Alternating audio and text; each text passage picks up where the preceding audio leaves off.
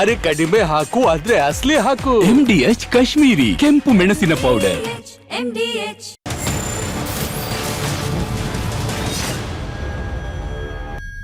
ನಮಸ್ಕಾರ, ರಿಪಬ್ಲಿಕ್ ಕನ್ನಡಕ್ಕೆ ಸ್ವಾಗತ. ನಾನು ರಂಜಿತ್ ಶಿರ್ಯಾರ್. ಕೊಪ್ಪಳದಲ್ಲಿ ಲೋಕಾಯುಕ್ತ ಅಧಿಕಾರಿಗಳು ಬೆಳ್ಳಂಬೆಳಗ್ಗೆ ಭ್ರಷ್ಟ ಅಧಿಕಾರಿಗಳ ಕದವನ್ನು ತಟ್ಟಿದ್ದಾರೆ. ಬೆಳ್ಳಂಬೆಳಗ್ಗೆ ಕೊಪ್ಪಳದಲ್ಲಿ ಲೋಕಾಯುಕ್ತ ಅಧಿಕಾರಿಗಳು ರೇಡ್ ಮಾಡಿದ್ದಾರೆ. ಕಿಮ್ಸ್ ಆಡಳಿತ ಅಧಿಕಾರಿಗೆ ಲೋಕಾಯುಕ್ತ ಅಧಿಕಾರಿಗಳು ಶಾಕ್ ಕೊಟ್ಟಿದ್ದಾರೆ. ಬಿ ಕಲ್ಲೇಶ್ ಅವರಿಗೆ ಸೇರಿದ ಮನೆ, ಕಾಲೇಜಿನ ಮೇಲೆ ಅಧಿಕಾರಿಗಳು ರೇಡ್ ಮಾಡಿದ್ದಾರೆ. ಸಂಬಂಧಿಕರ ಮನೆ ಮೇಲೂ ಕೂಡ ರೇಡ್ ಮಾಡಿದ್ದಾರೆ. ಒಟ್ಟು 6 ಕಡೆಗಳಲ್ಲಿ ಲೋಕಾಯುಕ್ತ ಅಧಿಕಾರಿಗಳು ರೇಡ್ ಮಾಡಿದ್ದಾರೆ. 30 ಲೋಕಾಯುಕ್ತ ಅಧಿಕಾರಿಗಳ ತಂಡದಿಂದ ದಾಳಿಯಾಗಿದೆ. 7 ವಾಹನಗಳಲ್ಲಿ ಲೋಕಾಯುಕ್ತ ಅಧಿಕಾರಿಗಳು ಬಂದರು. ಹಾವೇರಿ, ರಾಯಚೂರು, ಗದಗ ಜಿಲ್ಲೆಯಲ್ಲೂ ಕೂಡ ದಾಳಿಯಾಗಿದೆ. ಅಕ್ರಮ ಆಸ್ತಿ ಗಳಿಕೆ ಆರೋಪದ ಮೇಲೆ ಲೋಕಾಯುಕ್ತ ಅಧಿಕಾರಿಗಳು ರೇಡ್ ಮಾಡಿದ್ದಾರೆ.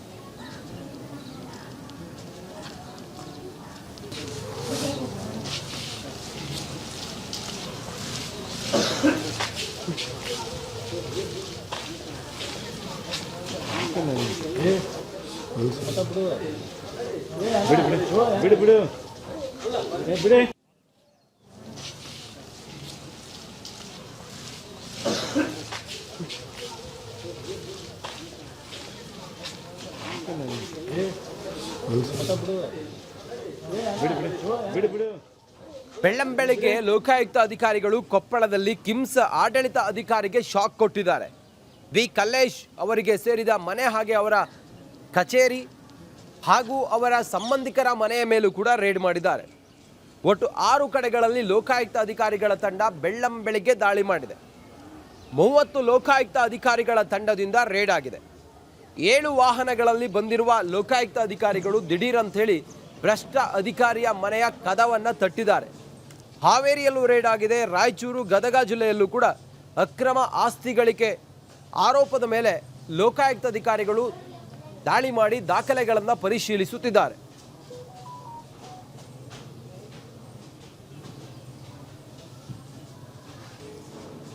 ನಮ್ಮ ಪ್ರತಿನಿಧಿ ಈರಯ್ಯ ಹಿರೇಮಠ ನೇರ ಸಂಪರ್ಕದಲ್ಲಿದ್ದಾರೆ. ಈರಯ್ಯ, ಬಿ ಕಲ್ಲೇಶ್ ಇವರ ಮನೆ ಮತ್ತು ಅವರ ಕಚೇರಿ ಸೇರಿದಂತೆ ಎಲ್ಲ ಕಡೆಗಳಲ್ಲಿ ರೇಡ್ ಆಗಿದೆ. ಈ ಕಲ್ಲೇಶ್ ಅನ್ನೋ ಅಧಿಕಾರಿ ಯಾವ ಇಲಾಖೆಯಲ್ಲಿ ಕೆಲಸ ಮಾಡ್ತಾ ಇದ್ರು, ಇವ್ರ ಮೇಲೆ ಏನೇನು ಭ್ರಷ್ಟಾಚಾರದ ಆರೋಪಗಳಿದ್ದಾವೆ, ಸದ್ಯಕ್ಕೆ ಈಗ ಲೋಕಾಯುಕ್ತ ಅಧಿಕಾರಿಗಳು ಏನೇನು ಮಾಹಿತಿಯನ್ನು ಕಲೆ ಹಾಕಿದ್ದಾರೆ? ಎಸ್ ರಂಜಿತ್, ಇವತ್ತು ಬೆಳ್ಳಂಬೆಳಗ್ಗೆ ಏನಂತಂದ್ರೆ ಕೊಪ್ಪಳದ ಕಿಮ್ಸ್ ಆಡಳಿತಾಧಿಕಾರಿ ಬಿ ಕಲ್ಲೇಶ್ ಅವರ ಏನು ಅವರಿಗೆ ಸಂಬಂಧಪಟ್ಟಂತಹ ಏನು ನವಚೇತನ ಕಾಲೇಜ್ ಏನಿದೆ ಅದ್ರ ಜೊತೆಗೆ ಅವ್ರ ಮನೆ ಸೇರಿದಂತೆ ಹಲವೆಡೆ ಬೆಳ್ಳಂಬೆಳಗ್ಗೆ ಲೋಕಾಯುಕ್ತ ಅಧಿಕಾರಿಗಳು ಒಂದು ದಾಳಿಯನ್ನ ನಡೆಸಿದ್ದಾರೆ.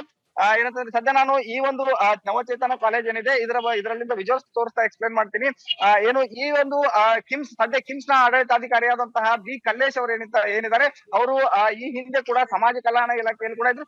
ದೃಶ್ಯಗಳಲ್ಲಿ ನೋಡ್ತಾ ಇರ್ಬೋದು. ಈಗಾಗಲೇ ಏನಂತಂದ್ರೆ ಲೋಕಾಯುಕ್ತ ಡಿವೈಎಸ್ಪಿ ಕೂಡ ಈಗ ಜಸ್ಟ್ ಈ ಒಂದು ಕಾಲೇಜಿನ ಆವರಣಕ್ಕೆ ಬರ್ತಾ ಇದ್ದಾರೆ. ಬೆಳಗ್ಗೆ 6 ಗಂಟೆಯಿಂದನೂ ಏನು ದಾಳಿ ನಡೀತಾ ಇದೆ. ಈಗ ಆ ದಾಳಿಯ ಪರಿಶೀಲನೆಗೆ ಡಿವೈಎಸ್ಪಿ ಅವರು ಕೂಡ ಈಗಾಗಲೇ ಆಗಮಿಸಿ ಇಲ್ಲಿ ಒಂದು ಪರಿಶೀಲನೆಯನ್ನು ಕೂಡ ನಡೆಸ್ತಾ ಇದ್ದಾರೆ. ಬೆಳಗ್ಗೆ 6 ಗಂಟೆಗೆ ಏನಂತಂದ್ರೆ ಬಂದಂತಹ ಏನು 7 ವಾಹನಗಳಲ್ಲಿ ಸುಮಾರು 30ಕ್ಕೂ ಹೆಚ್ಚು ಅಧಿಕಾರಿಗಳು ಇವತ್ತು ಬೆಳ್ಳಂಬೆಳಗ್ಗೆನೆ ಅಂತಂದ್ರೆ ಈ ಒಂದು ಏನು ನವಚೇತನ ಕಾಲೇಜಿನ ಆವರಣಕ್ಕೆ ಬಂದು ಬಿ ಕಲ್ಲೇಶ್ ಅವರ ಸಂಬಂಧಪಟ್ಟಂತಹ ಮನೆ ಆಗಿರ್ಬೋದು, ಕಾಲೇಜ್ ಆಗಿರ್ಬೋದು, ಅವರ ಕಚೇರಿಯಲ್ಲೂ ಕೂಡ ಸಾಕಷ್ಟು ತನಿಖೆಯನ್ನ ತಲಾಶೆಯನ್ನ ನಡೆಸ್ತಾ ಇದ್ದಾರೆ. ಅದ್ರ ಜೊತೆಗೆ ಏನಂತಂದ್ರೆ ಬಿ ಕಲ್ಲೇಶ್ ಅವರು ಈ ಹಿಂದೆ ಅಂತಂದ್ರೆ ಸಮಾಜ ಕಲ್ಯಾಣ ಇಲಾಖೆ ಕೊಪ್ಪಳದ ಅಧಿಕಾರಿಯಾಗಿ ಕೂಡ ಕಾರ್ಯವನ್ನ ನಿರ್ವಹಿಸ್ತಾ ಇದ್ರು. ಇವ್ರ ಮೇಲೆ ಈಗಾಗಲೇ ಏನಂತಂದ್ರೆ ಅಕ್ರಮ ಆಸ್ತಿ ಗಳಿಕೆ ಸೇರಿ ಸಾಕಷ್ಟು ಆರೋಪಗಳು ಕೂಡ ಇವೆ. ಈ ಹಿನ್ನೆಲೆಯಲ್ಲಿ ಲೋಕಾಯುಕ್ತ ಅಧಿಕಾರಿಗಳು ಒಂದು ದಾಳಿಯನ್ನ ನಡೆಸಿ ಪರಿಶೀಲನೆಯನ್ನ ನಡೆಸ್ತಾ ಇದ್ದಾರೆ. ಅದರಲ್ಲೂ ಕೂಡ ಪ್ರಮುಖವಾಗಿ ಈ ಬಿ ಕಲ್ಲೇಶ್ ಅವರು ಏನಿದ್ದಾರೆ ಈ ಹಿಂದೆ ಏನು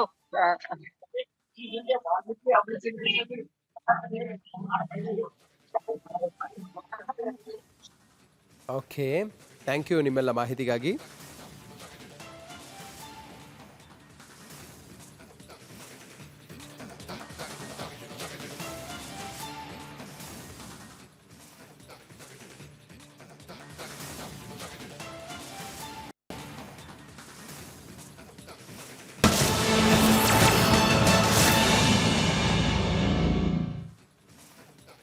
ಅಬಕಾರಿ ಇಲಾಖೆಯಲ್ಲಿನ ಬ್ರಹ್ಮಾಂಡ ಭ್ರಷ್ಟಾಚಾರದಲ್ಲಿ ಕೆಲವು ಅಧಿಕಾರಿಗಳು ಅಂಧರಾದರೆ ಅಬಕಾರಿ ಇಲಾಖೆಯ ಮಾನ್ಯ ಮಂತ್ರಿಗಳು ರಾಜೀನಾಮೆ ಕೊಡಬೇಕು ಅನ್ನುವಂತಹ ಆಗ್ರಹ ಪ್ರತಿಪಕ್ಷ ಬಿಜೆಪಿ ಮತ್ತು ಜೆಡಿಎಸ್ದಾಗಿದೆ.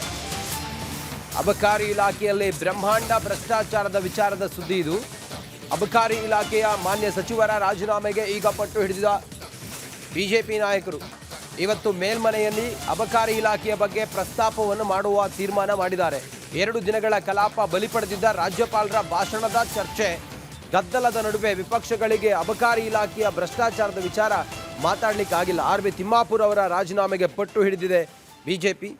ಇವತ್ತು ಮೇಲ್ಮನೆಯಲ್ಲಿ ಇದನ್ನು ಪ್ರಸ್ತಾಪ ಮಾಡಿ ರಾಜೀನಾಮೆ ವಿಚಾರವನ್ನು ಮುನ್ನೆಲೆಗೆ ತಂದು ಅಬಕಾರಿ ಇಲಾಖೆಯ ಸಚಿವರನ್ನು ಕೆಳಗಿಳಿಸಬೇಕು ಅನ್ನೋದು ಬಿಜೆಪಿಯವರ ಲೆಕ್ಕಾಚಾರ, ಪ್ರತಿಪಕ್ಷಗಳ ಲೆಕ್ಕಾಚಾರ.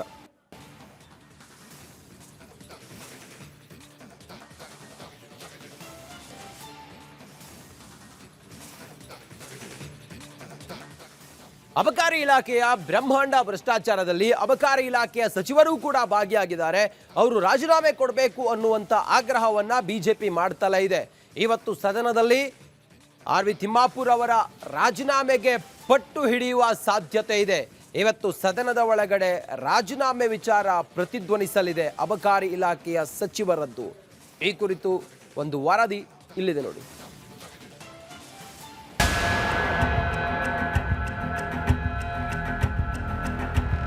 ಅಬಕಾರಿ ಇಲಾಖೆಯಲ್ಲಿ ಭ್ರಷ್ಟಾಚಾರ ತಾಂಡವವಾಡ್ತಾ ಇದೆ. ಬಾರ್ ಲೈಸೆನ್ಸ್ ಕೋಟಿ ಹಣ ಡಿಮ್ಯಾಂಡ್ ಮಾಡಲಾಗ್ತಾ ಇದೆ. ಲಂಚ ಪಡೆಯುವಾಗಲೇ ಅಬಕಾರಿ ಉಪ ಆಯುಕ್ತ ರೆಡ್ ಹ್ಯಾಂಡ್ ಆಗಿ ಸಿಕ್ಕಿಬಿದ್ದಿದ್ದಾನೆ. ಈ ಬ್ರಹ್ಮಾಂಡ ಭ್ರಷ್ಟಾಚಾರ ಬಯಲಾಗ್ತಾ ಇದ್ದಂತೆ ಅಬಕಾರಿ ಸಚಿವರ ತಲೆದಂಡಕ್ಕೆ ವಿಪಕ್ಷಗಳು ಪಟ್ಟು ಹಿಡಿದಿವೆ.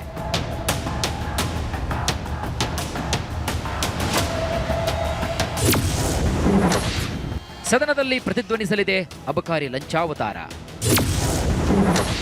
ತಿಮ್ಮಾಪುರ್ ರಾಜೀನಾಮೆಗೆ ಪಟ್ಟು ಹಿಡಿಯಲಿದೆ ವಿಪಕ್ಷ. ಈವರೆಗೂ ಅಧಿವೇಶನದಲ್ಲಿ ಅಬಕಾರಿ ಲಂಚಾವತಾರದ ಬಗ್ಗೆ ಅಷ್ಟೇನು ಚರ್ಚೆ ಆಗಿರಲಿಲ್ಲ. ಆದರೆ ಇವತ್ತು ಸದನದಲ್ಲಿ ಇದೇ ವಿಷಯವನ್ನ ಪ್ರಸ್ತಾಪಿಸಿ ಸರ್ಕಾರದ ವಿರುದ್ಧ ಮುಗಿಬೀಳೋಕೆ ವಿಪಕ್ಷಗಳು ಸಜ್ಜಾಗಿವೆ.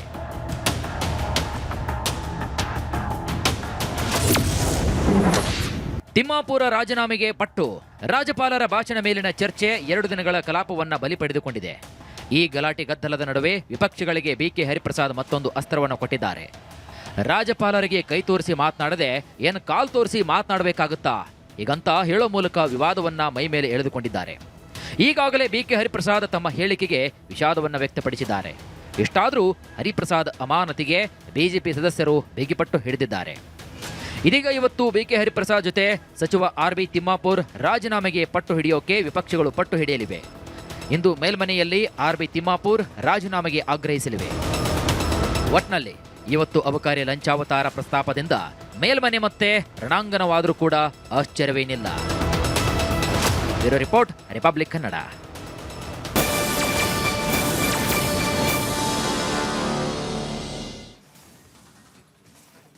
ಜಿ ಇದೊಂದು ಸ್ಕೀಮ್ ಇತ್ತಲ್ಲ, ಇದರ ಹೆಸರನ್ನ ಬದಲಾಯಿಸಿರೋದಕ್ಕೆ ಮನರೇಗಾ ಯೋಜನೆಯ ಹೆಸರನ್ನ ಜಿ ಯೋಜನೆ ಅಂತೇಳಿ ಯಾವಾಗ ಸರ್ಕಾರ ಅದರ ಹೆಸರನ್ನ ಬದಲಾಯಿಸಿ ಎಲ್ಲವನ್ನೂ ಕೂಡ ಡಿಜಿಟಲೈಸ್ ಮಾಡ್ತೋ ಇದರಿಂದಾಗಿ ಕಾಂಗ್ರೆಸ್ ಕೆರಳಿ ಕೆಂಡವಾಗಿತ್ತು. ಈಗ ಕೇಂದ್ರ ಸರ್ಕಾರದ ವಿರುದ್ಧ ಹೋರಾಟ ಮಾಡುವಂಥ ತೀರ್ಮಾನವನ್ನು ಮಾಡಿದೆ. ಜಿ ಯೋಜನೆ ವಿರುದ್ಧ ಕಾಂಗ್ರೆಸ್ ಕೆರಳಿದೆ. ಕಾಂಗ್ರೆಸ್ಗೆ ಕೌಂಟರ್ ಆಗಿ ಜಿ ಪರವಾಗಿ ದಳಪತಿಗಳು ನಿಂತಿದ್ದಾರೆ. ಮನರೇಗಾ ಪರವಾಗಿ ಹೋರಾಟಕ್ಕೆ ಕಾಂಗ್ರೆಸ್ ಮುಂದಾಗಿದೆ. ಕೇಂದ್ರದ ವಿರುದ್ಧ ಬೃಹತ್ ಪ್ರತಿಭಟನೆಗೆ ಕಾಂಗ್ರೆಸ್ ಪಡೆ ಪ್ಲಾನ್ ಮಾಡಿದ್ಯಂತೆ. ಕಾಂಗ್ರೆಸ್ ಹೋರಾಟದ ವಿರುದ್ಧ ಜೆಡಿಎಸ್ನಿಂದಲೂ ಕೂಡ ಅಭಿಯಾನ.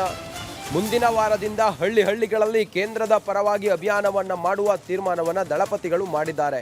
ಮಾಜಿ ಪ್ರಧಾನಿ HDD ಅವರ ಸೂಚನೆಯ ಮೇರೆಗೆ ಕೇಂದ್ರ ಸರ್ಕಾರ ಹೆಸರನ್ನ ಬದಲಾಯಿಸುವ ಜಿ ಯೋಜನೆ ಇತ್ತಲ್ಲ, ಇದರ ಪರವಾಗಿ ಬ್ಯಾಟ್ ಬೀಸೋದಕ್ಕೆ ತೀರ್ಮಾನ ಮಾಡಿದ್ದಾರೆ.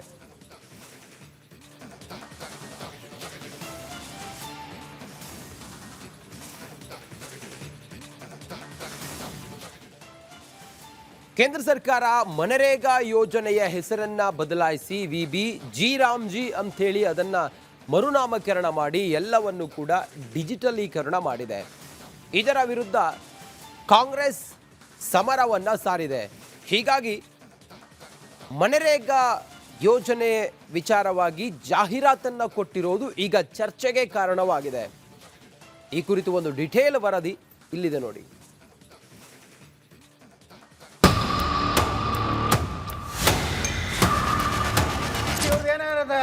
ಟೀಕೆ ಮಾಡೋದಿದ್ರೆ ತಮ್ಮ ಪಕ್ಷದಿಂದ ಕೊಡ್ಲಿ.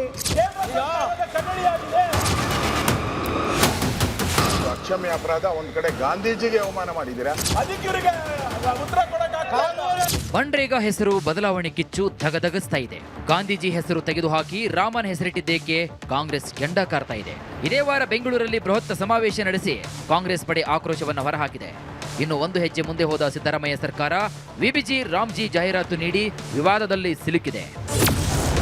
ಜಿ ರಾಮ್ಜಿ ವಿರುದ್ಧ ಕೈ ಸರ್ಕಾರದ ಕದನ, ಕಾಂಗ್ರೆಸ್ ಸರ್ಕಾರದ ವಿರುದ್ಧ ವಿಪಕ್ಷಗಳ ಸಮರ.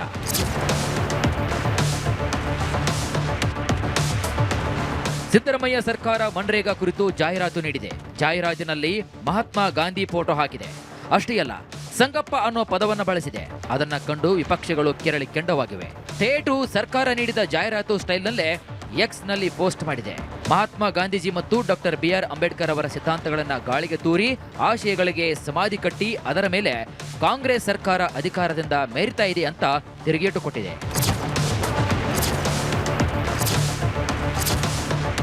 ಜೆಡಿಎಸ್ ಕೂಟ ಸರ್ಕಾರ ನೀಡಿದ ಜಾಹೀರಾತು ಸ್ಟೈಲ್ನಲ್ಲೇ ಕೌಂಟರ್ ಕೊಟ್ಟಿದೆ. ಮನ್ರೇಗಾ ಯೋಜನೆ ಹೆಸರಲ್ಲಿ ಅಕ್ರಮ ಎಸಗುತ್ತಿದ್ದ ಕಾಂಗ್ರೆಸ್ ಪಾರದರ್ಶಕವಾಗಿರುವಂತಹ ವಿಬಿಜಿ ರಾಮ್ಜಿ ಯೋಜನೆಯ ಅಪಪ್ರಚಾರದಲ್ಲಿ ತೊಡಗಿದೆಯಂತ ಕಿಡಿಕಾರಿದೆ.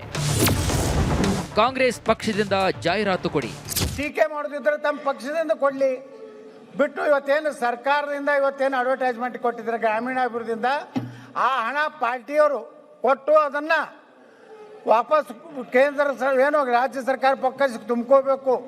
ಇಲ್ಲಾಂದ್ರೆ ಗ್ರಾಮೀಣಾಭಿವೃದ್ಧಿ ಸಚಿವರು ಇದಕ್ಕೆ ಜವಾಬ್ದಾರಿ ಅನ್ನುವಂಥದ್ದನ್ನ ತಾವು ಅವ್ರಿಗೆ ನಿರ್ದೇಶನ ಕೊಡ್ಬೇಕಂತ ನಾವು ವಿನಂತಿ ಮಾಡ್ಕೋತೀನಿ. ಗಾಂಧೀಜಿಗೆ ಕಾಂಗ್ರೆಸ್ ಅಪಮಾನ ಮಾಡ್ತಿದೆ. ಇವರು 2,000 ಲೈಸೆನ್ಸ್ ಕೊಟ್ಟಿದ್ದಾರೆ. ಕುಡೀರಿ ಕುಡೀರಿ ಕುಡೀರಿ ಕುಡೀರಿ ಕುಡೀರಿ. ಇದು ಇದಕ್ಕೆಲ್ಲ ಹಣ ಅದ ಅಡ್ವರ್ಟೈಸ್ಮೆಂಟ್ ಕೊಟ್ಟಿದ್ರೆ ಜನ ಅಟ್ಲೀಸ್ಟ್ ನೋಡಿ ಒಂದು 2% ಆದ್ರೂ ಬಿಡೋರ ನಾವು ಕುಡಿಯೋದು. ಅದು ಬಿಟ್ಬಿಟ್ಟು ನೀವು ನಿಮ್ಮ ಕಾಂಗ್ರೆಸ್ನ ಅಡ್ವರ್ಟೈಸ್ಮೆಂಟ್ ಅನ್ನ ಸರ್ಕಾರ ದುಡ್ಡಲ್ಲಿ ಕೊಟ್ಟು ಮೋಸ ಮಾಡ್ತಾ ಇದ್ದಾರೆ ಜನರ ತೆರಿಗೆ ಹಣವನ್ನ. ಇದು ಅಕ್ಷಮ್ಯ ಅಪರಾಧ. ಒಂದ್ ಕಡೆ ಗಾಂಧೀಜಿಗೆ ಅವಮಾನ ಮಾಡಿದ್ದೀರಾ, ಅವ್ರು ಹೇಳದೇ ಇರೋ ಪದಗಳನ್ನ ಹೇಳಿ ಗಾಂಧೀಜಿಗೆ ಅವಮಾನ ಮಾಡ್ತಾ ಇದ್ದೀರಾ. ಇನ್ನೊಂದ್ ಕಡೆ ಸರ್ಕಾರದ ದುಡ್ಡನ್ನ ಪೋಲ್ ಮಾಡ್ತಾ ಇದ್ದೀರಾ. ಕಾಂಗ್ರೆಸ್ ಸರ್ಕಾರದಿಂದ ತಪ್ಪು ಮಾಹಿತಿ. ಈ ಸರ್ಕಾರ ಇವತ್ತೇನು ಜಾಹೀರಾತು ಕೊಟ್ಟದೆ ಫ್ಯಾಕ್ಚುಲಿ ಇನ್ಕರೆಕ್ಟ್ ಇದೆ. ಈ ಉದಾಹರಣೆಗೆ ಹೇಳೋದಾದ್ರೆ ಮನ್ರೇಗಾದಲ್ಲಿ ದೇಶದ ಎಲ್ಲ ಹಳ್ಳಿಗಳಲ್ಲೂ ಕೆಲಸ ಮಾಡಬಹುದಾಯ್ತು. ಈಗ ಹೇಗೆ ಅಂತ ಬರ್ತದೆ. ಈಗ ಆಗಿಲ್ಲ. ಯಾವ ಹಳ್ಳಿಯಲ್ಲಿ ಏನ್ ಕೆಲಸ ಆಗಬೇಕು ಕೇಂದ್ರ ಸರ್ಕಾರ ನಿರ್ಧಾರ ಮಾಡ್ತದೆ. ಈ ರೀತಿ ತಪ್ಪು ಮಾಹಿತಿಗಳನ್ನು ಇದ್ರಲ್ಲಿ ಕೊಟ್ಟಿದ್ದಾರೆ. ಈಗಲೂ ಕೂಡ ಕೇಂದ್ರ ಸರ್ಕಾರ ಹೇಳಿರುವಂತದ್ದು ಯಾವುದೇ ತೀರ್ಮಾನವೂ ಕೂಡ ಗ್ರಾಮ ಸಭೆಗಳಲ್ಲಿ ಗ್ರಾಮ ಪಂಚಾಯತಿಯಲ್ಲಿ ತೀರ್ಮಾನ ಆಗಬೇಕು ಅನ್ನೋದೇ ಅಲ್ಲೂ ಕೇಂದ್ರ ಸರ್ಕಾರ ಕಾಯ್ದೆಯಲ್ಲಿ ಬಂದಿರುವಂತದ್ದು. ಸಿದ್ದರಾಮಯ್ಯ ಸರ್ಕಾರ ಕೊಟ್ಟಿರುವಂತಹ ಮನ್ರೇಗಾ ಜಾಹೀರಾತು ರಾಜ್ಯ ರಾಜಕೀಯದಲ್ಲಿ ಹೊಸ ಕದನಕ್ಕೆ ನಾಂದಿ ಹಾಡಿರೋದಂತೂ ಸುಳ್ಳಲ್ಲ. News desk, republic Kannada.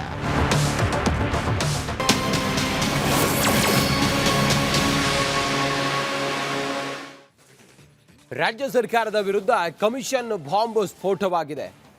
Kalyana Karnataka ಭಾಗದ ಶಾಸಕರ ವಿರುದ್ಧ ಈಗ ಕಮಿಷನ್ ವಿಚಾರ ಪ್ರಸ್ತಾಪ ಮಾಡಿದ್ದಾರೆ. ಯಾವುದೇ ಯೋಜನೆ, ಯಾವುದೇ ಕಾಮಗಾರಿಯ ಪೂಜೆ ಮಾಡಬೇಕು ಅಂತ ಹೇಳಿದ್ರೆ 70% ಕಮಿಷನ್ ಅನ್ನ ಕೊಡಬೇಕು. ಪರ್ಸೆಂಟೇಜ್ ಕೊಡಲಿಲ್ಲ ಅಂತ ಹೇಳಿದ್ರೆ ಕಾಮಗಾರಿ ಪೂಜೆಗೆ ಬರೋದಿಲ್ಲ, ಕಾಮಗಾರಿಯನ್ನು ನಡೆಸಲು ಬಿಡೋದಿಲ್ಲ, ಹಣ ಕೂಡ ರಿಲೀಸ್ ಮಾಡಲ್ಲ. ರಾಜ್ಯ ಗುತ್ತಿಗೆದಾರರ ಸಂಘದ ಗೌರವ ಅಧ್ಯಕ್ಷ ಗಂಭೀರ ಆರೋಪ ಮಾಡಿದ್ದಾರೆ. ರಿಪಬ್ಲಿಕ್ ಕನ್ನಡದಲ್ಲಿ ಗೌರವಾಧ್ಯಕ್ಷ ಜಗನ್ನಾಥ್ ಎಕ್ಸ್ಕ್ಲೂಸಿವ್ ಆಗಿ ಮಾತಾಡ್ತಾ ಹೇಳಿದ್ದಾರೆ, ಕಲ್ಯಾಣ ಕರ್ನಾಟಕ ಭಾಗದ ಶಾಸಕರು ಎಕ್ಸ್ಪೆಷಲಿ ಇವರಿದ್ದಾರಲ್ಲ, ಯಾವುದಾದ್ರೂ ಒಂದು ಕಾಮಗಾರಿಯ ಅಡಿಗಲ್ಲ ಹಾಕೋದಕ್ಕೆ ಅಥವಾ ಯಾವುದಾದ್ರೂ ಒಂದು ಕಾಮಗಾರಿಯ ಭೂಮಿ ಪೂಜೆಗೆ ಬರೋದಾದ್ರೆ 70% ನಮ್ಮ ಹತ್ರ ಡಿಮಾಂಡ್ ಮಾಡ್ತಾರೆ, ಕಮಿಷನ್ ಕೊಡಬೇಕು. ಒಂದು ವೇಳೆ ಅದನ್ನು ಕೊಡದೆ ಹೋದರೆ ಅಲ್ಲಿ ಭೂಮಿ ಪೂಜೆಯೂ ಆಗೋದಿಲ್ಲ, ನಮಗೆ ಬರಬೇಕಾದಂತಹ ಹಣವೂ ಕೂಡ ರಿಲೀಸ್ ಆಗೋದಿಲ್ಲ ಅಂತೇಳಿ ಗಂಭೀರ ಆರೋಪ ಮಾಡಿದ್ದಾರೆ.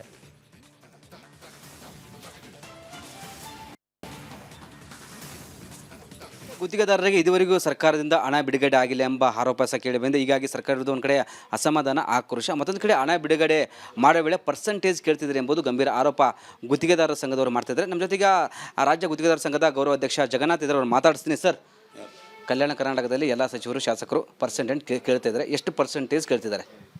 ಸರ್, ಈಗ ಪರ್ಸೆಂಟೇಜ್ ಕೇಳಕತ್ತಾರ ಅಂತ ನಾವು ಎಲ್ಲಿ ಹೇಳಿಲ್ಲ, ದಯಮಾಡಿ ತಪ್ಪು ತಿಳ್ಕೊಬೇಡ್ರಿ. 5,000 ಕೋಟಿ ರೂಪಾಯಿ ಕೊಟ್ಟಿದ್ದಾರೆ. 5,000 ಕೋಟಿ ರೂಪಾಯಿ ಇಲ್ಲಿ ತನಕ ಖರ್ಚಾಗಿಲ್ಲ. ಟೆಂಡರ್ಗಳಿಗೆ ಯಾರಿಗೆ ಹಾಕಲಿಕ್ಕೆ ಇಂಡಿಪೆಂಡೆಂಟ್ ಇಲ್ಲ. ಟೆಂಡರ್ಗಳು ಹಾಕಿದ್ರೆ ಟೆಂಡರ್ ತೆಗಿಸ್ತಾರೆ. ಏನು ಅವೆಲ್ಲ ಟೆಂಡರ್ ತೆಗೆದು ಟೈಮ್ ಪ್ರಕಾರ ಮಾಡೋಕ್ಕೆ ತಯಾರಿಲ್ಲ. ಹೋಸ್ಟೆಲ್ ಹಿಂಗೆ ಮಾಡೋಕ್ಕೆ 5,000 ರೂಪಾಯಿ ವೆಸ್ಟ್ ಮಾಡಿದ್ರು. ಲ್ಯಾಂಡ್ ಆರ್ಮಿಗೆ ಮತ್ತು ನಿರ್ಮಿತ ಕೇಂದ್ರಕ್ಕೆ ಕೊಟ್ಟು ಎಷ್ಟು ಪರ್ಸೆಂಟೇಜ್ ತೊಗೊಂಡ್ರು ಅದು ತೊಗೊಂಡವ್ರಿಗೆ ಗೊತ್ತಾ. ಈಗ ವರ್ಷನೂ ಹಾಗೆ ಮಾಡ್ಲಾಗ್ತಾರೆ. ಈಗ ನೋಡ್ರಿ, ಈಗ ಜನವರಿ ಬಂದರೂ ಇಲ್ಲಿ ತನಕ 1,000 ಕೋಟಿ ರೂಪಾಯಿ ಟೆಂಡರ್ ಆಗಿಲ್ಲ. ಅದಕ್ಕೇನದ ನೀವು ಇಮಿಡಿಯೇಟ್ ಟೆಂಡರ್ ಕರೆದಕ್ಕೆ ಕೆಲಸ ಮಾಡಿರಿ ಇದು ಅಂತ ಹೇಳಿ ನಾವು ಎಲ್ಲ ಕಾಂಟ್ರಾಕ್ಟ್ರಿಗೆ, ಎಲ್ಲ 42 ಶಾಸಕರಿಗೆ ಮತ್ತು ಎಲ್ಲ ಜಿಲ್ಲೆಯ ಇವರಿಗೆ ಜಿಲ್ಲೆಯ ಇನ್ಚಾರ್ಜ್ ಮಿನಿಸ್ಟ್ರಿಗೆ ಲೆಟ್ರ್ ಬರೆದಿದ್ದೆವು, ಇಮಿಡಿಯೇಟ್ ವರ್ಕ್ ಚಾಲೂ ಮಾಡಿರಿ ಅಂತೇಳಿ. ಸರ್, ನಿಮ್ಮ ಅಧ್ಯಕ್ಷರು ಹೇಳ್ತಾರೆ ದುಡ್ಡು ಕೊಟ್ಟರೆ ಕಮಿಷನ್ನು, ದುಡ್ಡು ಕೊಟ್ಟರೆ ಹಣ ಬಿಡುಗಡೆ ಆಗುತ್ತೆ. ಹಂಗಿಲ್ಲ ಅಧ್ಯಕ್ಷರದ್ರ ಸರ್, ಇಲ್ಲ ಅಧ್ಯಕ್ಷರು ಹಂಗಂದಿಲ್ಲ. ನಮ್ಗೆ ಎಲ್ಲ ಕಡೆದು ಪತ್ರ ಬಂದವ, ಎಲ್ಲ ಜಿಲ್ಲೆ ಕಡೆದು, ಎಲ್ಲ ಜಿಲ್ಲೆ ಅಧ್ಯಕ್ಷರುಗಳು ನಮಗೆ ಟೆಂಡರ್ ಹಾಕ್ಬಿಡ್ಸಂಗಿಲ್ಲ, ರೊಕ್ಕಕ್ಕೆ ಬೇಡ್ತಾರೆ, ನಮಗೆ ಪರ್ಸೆಂಟೇಜ್ ಕೇಳ್ತಾರೆ ಅಂತ ಲೆಟ್ರ್ ಬಂದವ. ಅವರೆಲ್ಲ ಲೆಟ್ರ್ ಗಮನಕ್ಕೆ ತೊಗೊಂಬಂದು ನಾವೆಲ್ಲ ಲೆಟ್ರ್ ತೊಗೊಂಡು ಕಿಸ ಅಧ್ಯಕ್ಷರು ಏನು ಮಾಡಿದ್ರೆ 30 ಜಿಲ್ಲೆಗೆ ಟೂರ್ ಹಾಕೊಂಡಿದ್ದಾರೆ. ಏನ್ರಿ 30 ಜಿಲ್ಲೆಗೆ ಟೂರ್ ಹಾಕೊಂಡು ನೀವು ಈ ಥರ ಪತ್ರ ಬರೆದಿರಪ್ಪ, ಯಾರ್ಲಿಂದ ಕೇಳಕತ್ರ ಡೀಟೇಲ್ ತಂದು ಕಿಸಿದ್ರೆ ನಾವೆಲ್ಲ ನಿಮ್ಗೆ 5ನೇ ತಾರೀಕು ಡಿಕ್ಲೇರ್ ಮಾಡ್ತೇವೆ ಅಂತ ಹೇಳಿದೆವು ನಾವು. ಜಿಲ್ಲೆಯ ಗುತ್ತಿಗೆದಾರರು ಪತ್ರ ಬರೆದಿದ್ದಾರೆ, ಅಂದ್ರೆ ಅಧಿಕಾರಿಗಳು ಏನೋ ದುಡ್ಡು ಕೇಳ್ತಿದ್ದಾರೆ. ಇಲ್ಲಿ ಸಚಿವರು ಸಹ ಭಾಗಿಯಾಗಿದಾರನ, ಶಾಸಕರು ಸಹ ಭಾಗಿಯಾಗಿದ್ದಾರೆ. ಬರೀ ಆಫೀಸರ್ ಅಷ್ಟೇ ಹೇಳ್ತಾರೆ, ಅವರು ಆಫೀಸರ್ ಹೇಳ್ತಾರೆ, ಶಾಸಕರು ಹೇಳ್ಯಾರ. ಶಾಸಕರು ಏನದ ರೊಕ್ಕ ಕೊಟ್ಟರೆ ಪೂಜೆ ಮಾಡಕ್ಕೆ ಬರ್ತಾರೆ. ರೊಕ್ಕ ಕೊಟ್ಟರೆ ಏನದ ಶಾಸಕರು ಸಚಿವರು ರೊಕ್ಕ ಕೊಟ್ಟರೆ ಮಾತ್ರ ಪೂಜೆ ಮಾಡಕ್ಕೆ ಬರ್ತಾರೆ. ಇಲ್ಲ, ಸಚಿವರು ಪೂಜೆ ಇರಲ್ಲ ಒಟ್ಟರೆ, ಶಾಸಕರು ಪೂಜೆ. ಅವ್ರ ಕಾನ್ಸ್ಟಿಟ್ಯೂನ್ಸಿದಾಗ ಅವ್ರೇನು ಕೆಲಸ ಇರ್ತಾವಲ್ಲ ಅವ್ರಿಗೆ ಪೂಜೆ, ಅವ್ರಿಗೆ 10-12% ಪರ್ಸೆಂಟೇಜ್ ಕೊಟ್ಟರೆ ಪೂಜೆ ಮಾಡಕ್ಕೆ ಬರ್ತಾರಲ್ಲ, ಪೂಜೆನ ಮಾಡೋಂಗಿಲ್ಲ. ಇಲ್ಲ 3 ತಿಂಗಳ 4 ತಿಂಗಳ 5 ತಿಂಗಳ 6 ತಿಂಗಳ ಯಾಕೆ ಬಿಡೋಂಗಿಲ್ಲ, ಅಲ್ಲಿ ತನಕ ಹಂಗೆ ಬೀಳ್ಬೇಕು, ಆದ್ರೆ ಪೂಜೆ ಮಾಡೋಂಗಿಲ್ಲ. ಏನ್ರಿ ಆ ಕೆಲಸ ಆಗಂಗಿಲ್ಲ. ಕಲ್ಯಾಣ ಕರ್ನಾಟಕದ ಭಾಗದ ಎಲ್ಲಾ ಶಾಸಕರು ಇದೇ ರೀತಿನ ದುಡ್ಡು ಕೊಟ್ಟರೆ ಮಾತ್ರ ಪೂಜೆನ 70% ಅದೇ ಥರ ದುಡ್ಡು ಕೊಟ್ಟರೆ ಪೂಜೆ ಆಗಂಗಿಲ್ಲ. ಮತ್ತೆ ವಸತಿ ಇಲಾಖೆಯಲ್ಲಿ ಮತ್ತು ನಗರಾಭಿವೃದ್ಧಿ ಇಲಾಖೆಯಲ್ಲಿ ವ್ಯಾಪಕವಾಗಿ ಮಧ್ಯವರ್ತಿಗಳ ಕಾಟ ಆಗ್ತಿದೆ ಎಂಬುದು ಒಂದು ಆರೋಪ. ಅದು ನಮ್ಮ ಅಧ್ಯಕ್ಷರು ಲೆಟ್ರ್ ಬರೋದು ಕ್ಲಿಯರ್ ಕಟ್ಟಾಗಿ ಹೇಳಿದ್ದಾರೆ ಅವರಿಗೆ, ನಿಮ್ಮ ಬಳಿ ಈ ಥರ ನಡೀತಾ ಇದೆ ಅಂತ ಹೇಳಿ. ಯಾಕಂದ್ರೆ ನಮಗೆ ಅವ್ರು ಟೈಮ್ ತೊಗೊಂಡ್ರೆ ಒಂದು 15-20 ದಿವಸ ತಡ್ಡಿ ಸುಧಾರಣೆ ಮಾಡ್ತೀವಿ ಅಂತೇಳಿ. ಈಗ ಅದಕ್ಕೆ ಮೊದಲೇ ಡಿಕ್ಲೇರ್ ಮಾಡೋದು ನಮ್ಮ ಕರೆಕ್ಟ್ ಅಲ್ಲರಿ. ನೋಡಮ್ಮಿ ಸರ್, ಈಗ ನಮ್ಮ ಒಂದಿನ ಜೀವನ ಅಲ್ಲಿದು ಏನ್ರಿ, ನಾವು ನಿರಂತರವಾಗಿ ಅವ್ರ ಕೂಡ ಯಾವತ್ತು ಸಂಪರ್ಕದಲ್ಲಿರಬೇಕು. ಅವ್ರಿಗೆ ನಾವು ಬಿಟ್ಟರು ಭಾಗಿಲ್ಲ. ಅದಕ್ಕೆ ನಾವು ಇಮಿಡಿಯೇಟ್ ಅವ್ರಿಗೆ ನಾವು ನೋಡ್ತೇವೆ, 15-20 ದಿನ ನೋಡ್ತೇವೆ. ಕಾಂಗ್ರೆಸ್ ಬಿಜೆಪಿ ಸರ್ಕಾರ ಇರುವಾಗ ಇದೇ ಕಾಂಗ್ರೆಸ್ ನಾಯಕರು ದೊಡ್ಡ ಮಟ್ಟದ ಹೋರಾಟ ಮಾಡಿದ್ರು, ಕಮಿಷನ್ ಆರೋಪ ಮಾಡಿದರು. ಬಿಜೆಪಿ ಸರ್ಕಾರ ಇರಬೇಕಿಂತ ಜಾಸ್ತಿ ಇದನ್ನ ಕಮಿಷನ್ ಈಗಿನ ಸರ್ಕಾರದಲ್ಲಿ ಹೇಳಕತ್ತೀವಲ್ಲ, ನಮ್ಮ ಅಧ್ಯಕ್ಷರು ಹೇಳ್ಯಾರಲ್ಲ ಹೆಚ್ಚಿಗೆ ಅದ ಅಂತೇಳಿ. ಹೆಚ್ಚಿಗೆ ಆಗ್ಯದ ಅಂತ ಹೇಳಿರಲ್ಲ, ಇದ್ರಾಗ ಅಂತಿಲ್ಲ, ಟೋಟಲಿ ಎದ್ರಾಗ ಕಲ್ತು ಒಳ್ಳೆ ಹೆಚ್ಚಿಗೆ ಆಗ್ಯದ. ಈಗ ನೋಡಿ ಸರ್, ಈ ಟೆಂಡರ್ ಹಾಕೋದು ಸ್ವತಂತ್ರ ಇಲ್ಲ, ಮೀನಿಂಗ್ ಏನಾಯ್ತು ಹೇಳ್ರಿ ನಿಮ್ಗೆ ತಿನ್ನ. ಈ ಪ್ರೊಕ್ಯೂರ್ಮೆಂಟ್ದಾಗ ಟೆಂಡರ್ ಅವ, ಅಲ್ಲಿ ಟೆಂಡರ್ ಹಾಕೋ ಸ್ವತಂತ್ರ ಇಲ್ಲ. ಅಲ್ಲಿ ಏನದ ಓಪನ್ ಅದು ಹಾಕಿ ಟೆಂಡರ್ ತೆಗಿಸ್ತಾರೆ, ಅದಕ್ಕೆ ಕಾಂಪ್ಲೇಂಟ್ ಕೊಟ್ಟರೆ ಯಾರೂ ಕಾಂಪ್ಲೇಂಟ್ ಕೇಳೋಕ್ಕೆ ತಯಾರಿಲ್ಲ. ಯಾರಿಗೆ ಕೊಡೋಣ ಕಾಂಪ್ಲೇಂಟ್ ನಾವು? ಸಿಎಂ ಗಮನಕ್ಕೂ ಬಂದಿಲ್ವಾ? ಸಿಎಂ ಗಮನಕ್ಕೂ ಬಂದದ, ಸಿಎಂ ಗಮನಕ್ಕೂ. ಅದಕ್ಕೆ ಸಿಎಂ ಸಾಹೇಬ್ರಿಗೆ ಹೇಳ್ತಿದ್ದೆವು, ಸರ್ ನೀವು ಒಬ್ಬರು ಆನೆಸ್ಟ್ ಸಿಎಮ್ರು, ಒಳ್ಳೆ ಸಿಎಮ್ರು, ನೀವೊಂದು ಮೀಟಿಂಗ್ ಕರ್ರಿ. ನಮಗೆ ಹ್ಯಾಂಗೆ ಮೊದಲು ವಿರೋಧ ಪಕ್ಷ ಹಾಕಿದ್ದಾಗ ನಮ್ಮ ಮೀಟಿಂಗ್ ಕರೆದು ನಮ್ಮ ಡಿಟೇಲ್ ನಮ್ಮ ಕೈಯಲ್ಲಿ ತೋತಿರಲ್ಲ, ನಿಮ್ಮ ಎದುರು ಎಲ್ಲರೂ ಹೇಳ್ತೇವೆ ನಾವು. ಎಲ್ಲ ಮಿನಿಸ್ಟ್ರು ಎಷ್ಟು ಮಾಡ್ತಾರೆ, ಹ್ಯಾಂಗೆ ಇದು ಮಾಡ್ತಾರೆ, ಯಾವ MLAಗಳು ಏನು ಮಾಡ್ತಾರೆ, ಡಿಟೇಲ್ ಹೆಸರು ಹೇಳ್ತಾ ಹೇಳಿದೇವೆ ಸರ್ ನಾವು. ಇದು ಅಲ್ಲ, ಡಿಟೇಲ್ ಚೀಫ್ ಮಿನಿಸ್ಟರ್ ಎಲ್ಲರೂ ಯಾರೆಲ್ಲ ದುಡ್ಡು ಕೇಳ್ತದೆ ಎಲ್ಲ ಹೆಸರು ಹೇಳ್ತಾರೆ. 101% ಸರ್, 101% ಎಲ್ಲರ ಹೆಸರು ಹೇಳ್ತೇವೆ. ಯಾರ ಹೆಸರು ಬಿಡಂಗಿಲ್ಲ. ಒಟ್ಟೆ ಬಿಟ್ಟರು ಅಂದ್ರೆ ನಮ್ಮ ಅಸೋಸಿಯೇಷನ್, ನಮ್ಮ ಹಿಂದಿನ ಕಾಂಟ್ರಾಕ್ಟರ್ ಬದುಕಬೇಕು. ಹೆಂಗೆ ಒಬ್ಬ ಅಧ್ಯಕ್ಷರಾಗಿ ಇವತ್ತು ನಮ್ಮ ಒಬ್ಬ ಎಜುಕೇಟೆಡ್ ಅಧ್ಯಕ್ಷರಿದ್ದಾರೆ, ನಮಗೆ ಬಿ ಸ್ಟೂಡೆಂಟ್ರು ಅವರು, ನಮಗೆ ತಿನ್ನ ಎಲ್ಲನೂ ಅವ್ರ ಬಗ್ಗೆ ನಾಲೇಜ್ ಅದ. ಈಗ ಅವ್ರ ಮುಖಾಂತರ ಎಲ್ಲನೂ ಹೇಳೋಕೆ ಶುರು ಮಾಡಿಸ್ತೇವೆ ನಾವು. ಇದಿಷ್ಟು ರಾಜ್ಯ ಗುತ್ತಿಗೆದಾರ ಸಂಘದ ಗೌರವಾಧ್ಯಕ್ಷ ಜಗನ್ನಾಥ್ ಅವರ ಮಾತಾಗಿದ್ದು. ಕ್ಯಾಮ್ರಾ ಪರ್ಸನ್ ಶಿವ ಜೊತೆ ವೀರೇಶ್, ರಿಪಬ್ಲಿಕ್ ಕಾಂಡ, ಬೆಂಗಳೂರು. Welcome back. ಅಯೋಧ್ಯೆಯಲ್ಲಿ ಮೊದಲು ವಾಲ್ಮೀಕಿಗೆ, ನಂತರ ರಾಮನ ಪೂಜೆ. ಹೊಸ ವಾದವನ್ನ ಮುಂದಿಟ್ಟ ಸಂಸದ ಸುನಿಲ್ ಬೋಸ್ ಹೊಸ ವಾದವನ್ನ ಮುಂದಿಟ್ಟಿದ್ದಾರೆ. ವಾಲ್ಮೀಕಿ ಭವನ ಉದ್ಘಾಟನೆ ಕಾರ್ಯಕ್ರಮದಲ್ಲಿ ಸಂಸದ ಹೊಸ ವಾದವನ್ನ ಮುಂದಿಟ್ಟಿದ್ದಾರೆ. ಮೈಸೂರಿನ ಕೇತಹಳ್ಳಿ ವಾಲ್ಮೀಕಿ ಭವನ ಉದ್ಘಾಟನೆ ಸಮಯದಲ್ಲಿ ರಾಮನ ಸೃಷ್ಟಿಕರ್ತರು ಮಹರ್ಷಿ ವಾಲ್ಮೀಕಿ ಮಹರ್ಷಿಗಳು. ರಾಮಾಯಣದ ಸೃಷ್ಟಿಕರ್ತ ಶೂದ್ರ ಕುಲದಲ್ಲಿ ಹುಟ್ಟಿದವರು. ಸಮಾಜದಲ್ಲಿ ಒಂದು ವರ್ಗ ಬಿಟ್ಟು ಉಳಿದೆಲ್ಲರೂ ಕೂಡ ಶೂದ್ರರೇ. ರಾಮನ ಸೃಷ್ಟಿಕರ್ತ ವಾಲ್ಮೀಕಿ ಬೇಡ, ಕೃಷ್ಣನ ಸೃಷ್ಟಿಕರ್ತ ವ್ಯಾಸ ಬೆಸ್ತರು. ವಾಲ್ಮೀಕಿ ಬೇಡ, ವ್ಯಾಸ ಬೆಸ್ತ. ಸಮಾಜಕ್ಕೆ ಒಳ್ಳೊಳ್ಳೆ ಕೃತಿ ಕಾವ್ಯವನ್ನು ಕೊಟ್ಟವರೇ ಶೂದ್ರರು. ವಿವಾದದ ಕಿಡಿಯನ್ನು ಹೊತ್ತಿಸಿದ್ದಾರೆ ಸಂಸದ ಸುನಿಲ್ ಬೋಸ್. ಅಯೋಧ್ಯೆಯಲ್ಲಿ ಮೊದಲು ವಾಲ್ಮೀಕಿಗೆ, ಆ ನಂತರ ರಾಮನ ಪೂಜೆ ಆಗಬೇಕು ಅಂತೇಳಿ ಹೇಳಿದ್ದಾರೆ. ಹೊಸ ವಾದವನ್ನು ಮುಂದಿಟ್ಟಿದ್ದಾರೆ ಸಂಸದ ಸುನಿಲ್ ಬೋಸ್. ವಾಲ್ಮೀಕಿ ಅವರು ರಾಮಾಯಣ ಬರೆದ್ಬಿಟ್ಟಿದ್ದಾರೆ. ಅದೇ ರಾಮ ಅಂದ್ರೆ ವಾಲ್ಮೀಕಿ ಸೃಷ್ಟಿ ಮಾಡೋದು. ಅಲ್ಲಿಂದ ವಾಲ್ಮೀಕಿ ಕೂಡ ಅಂದ್ರೆ ನಾವೆಲ್ಲ ಹಿಂದೂಕ್ಕೆ ಬನ್ನಿ, ಹಿಂದೂಗಳು ನಾವು ಅಂತ ಸೃಷ್ಟಿ ಮಾಡಿದ್ದಾರೆ. ಆ ಥರ ಇದ್ದ ಮೇಲೆ ಏನು ರಾಮ ಮಂದಿರವನ್ನು ಅಯೋಧ್ಯೆಯಲ್ಲಿ ಕಟ್ಟಿದ್ರು, ಅದು ಕಟ್ಟಕ್ಕೂ ಮುಂಚೆ ವಾಲ್ಮೀಕಿ ಪುತ್ರಿ ನೀಡಬೇಕಿತ್ತಲ್ಲ. ರಾಮ ಮಂದಿರ ಕಟ್ಟಿದ್ರಲ್ಲ, ಬರ್ದಂತವ್ರು ವಾಲ್ಮೀಕಿ ಅವರು. ಅದಕ್ಕೂ ಮುಂಚೆ ರಾಮ ಮಂದಿರ ಎಂಟರ್ ಆಗೋಕ್ಕೂ ಮುಂಚೆ ವಾಲ್ಮೀಕಿ ಪುತ್ರಿ ನೀಡಬೇಕಲ್ಲ. ನಾನು ಅವ್ರಿಗೆ ಹೇಳೋವಂಥದ್ದು, ಅಷ್ಟಿದ್ದವರು ದಯವಿಟ್ಟು ಅಯೋಧ್ಯೆಯಲ್ಲಿ ವಾಲ್ಮೀಕಿಯವರ ಪುತ್ಥಳಿ ನಿರ್ಮಾಣ ಮಾಡಿ ಫಸ್ಟ್ ಪೂಜೆ ಅವ್ರಿಗೆ ಸಲ್ಲಿ, ಆಮೇಲೆ ರಾಮನ್ ಸಲ್ಲಿ. ವಾಲ್ಮೀಕಿಯವರು ರಾಮಾಯಣ ಬರೆದ್ಬಿಟ್ಟಿದ್ದಾರೆ. ಅದೇ ರಾಮ ಅಂದ್ರೆ ವಾಲ್ಮೀಕಿ ಸೃಷ್ಟಿ ಮಾಡೋದು. ಅಲ್ಲಿಂದ ವಾಲ್ಮೀಕಿ ಕೂಡ ಅಂದ್ರೆ ನಾವೆಲ್ಲ ಹಿಂದೂಕ್ಕೆ ಬನ್ನಿ, ಹಿಂದೂಗಳು ನಾವು ಅಂತ ಸೃಷ್ಟಿ ಮಾಡಿದ್ದಾರೆ. ಆ ಥರ ಇದ್ದ ಮೇಲೆ ಏನು ರಾಮ ಮಂದಿರವನ್ನು ಅಯೋಧ್ಯೆಯಲ್ಲಿ ಕಟ್ಟಿದ್ರು, ಅದು ಕಟ್ಟಕ್ಕೂ ಮುಂಚೆ ವಾಲ್ಮೀಕಿ ಅಕ್ರಮವಾಗಿ ದೇಶದ ಒಳಗಡೆ ನುಸುಳಿದ್ದು ಅಲ್ಲದೆ, ಅಕ್ರಮವಾಗಿ ಕರ್ನಾಟಕಕ್ಕೆ ಬಂದಿದ್ದು ಅಲ್ಲದೆ, ಬೆಂಗಳೂರಿನ ಕೆಲವು ಔಟ್ಸ್ಕರ್ಟ್ಗಳಲ್ಲಿ ನೆಲೆಸಿದ್ದಾರೆ. ಬೆಂಗಳೂರು ಮಾತ್ರವಲ್ಲ, ರಾಜ್ಯದ ಬೇರೆ ಬೇರೆ ಕಡೆಗಳಲ್ಲಿ ನೆಲೆಸಿರುವಂಥ ಅಕ್ರಮ ಬಾಂಗ್ಲಾದೇಶಿ ಪ್ರಜೆಗಳನ್ನು ಇಲ್ಲಿಂದ ಒದ್ದು ಓಡಿಸಬೇಕು ಅಂತ ಹೇಳಿ ಯತ್ನಾಳ್ ಹೇಳಿದ್ದಾರೆ. ರಾಜ್ಯದಲ್ಲಿ ಅಕ್ರಮ ಬಾಂಗ್ಲಾದೇಶಿ ನುಸುಳುಕೋರರು, ಸದನದಲ್ಲಿ ಈ ವಿಚಾರವನ್ನು ಶಾಸಕ ಯತ್ನಾಳ್ ಅವರು ಪ್ರಸ್ತಾಪ ಮಾಡಿದ್ದಾರೆ. ರಾಜ್ಯದಲ್ಲಿ 25 ಲಕ್ಷ ಅಕ್ರಮವಾಗಿ ಬಂದಿರುವ ನುಸುಳುಕೋರರು ಇದ್ದಾರೆ. ನಕಲಿ ಆಧಾರ್ ಕಾರ್ಡ್ ಇದೆ, ನಕಲಿ ರೇಷನ್ ಕಾರ್ಡ್ ಇದೆ, ಇದೆಲ್ಲ ಮಾಡಿಸ್ಕೊಂಡಿದ್ದಾರೆ. ಫೇಕ್ ಡಾಕ್ಯುಮೆಂಟ್ಗಳನ್ನು ಕೊಟ್ಟು ಪೊಲೀಸ್ ಇಲಾಖೆ ವಿಫಲ ಆಗಿದೆ, ಕ್ರೈಮ್ ಹೆಚ್ಚಾಗಿದೆ. ರಾಜ್ಯ ಸರ್ಕಾರ ಇವರನ್ನ ಪತ್ತೆ ಹಚ್ಚಿ ಅರೆಸ್ಟ್ ಮಾಡಬೇಕು. ರಾಜ್ಯ ಸರ್ಕಾರಕ್ಕೆ ಶಾಸಕ ಬಸನಗೌಡ ಪಾಟೀಲ್ ಯತ್ನಾಳ್ ಒತ್ತಾಯ ಮಾಡಿದ್ದಾರೆ. ನುಸುಳುಕೋರರ ವಿರುದ್ಧ ಸಮರವನ್ನು ರಿಪಬ್ಲಿಕ್ ಕನ್ನಡ ಬಾಂಗ್ಲಾ ಬೇಟೆ ಮೂಲಕ ಸಾರಿತ್ತು.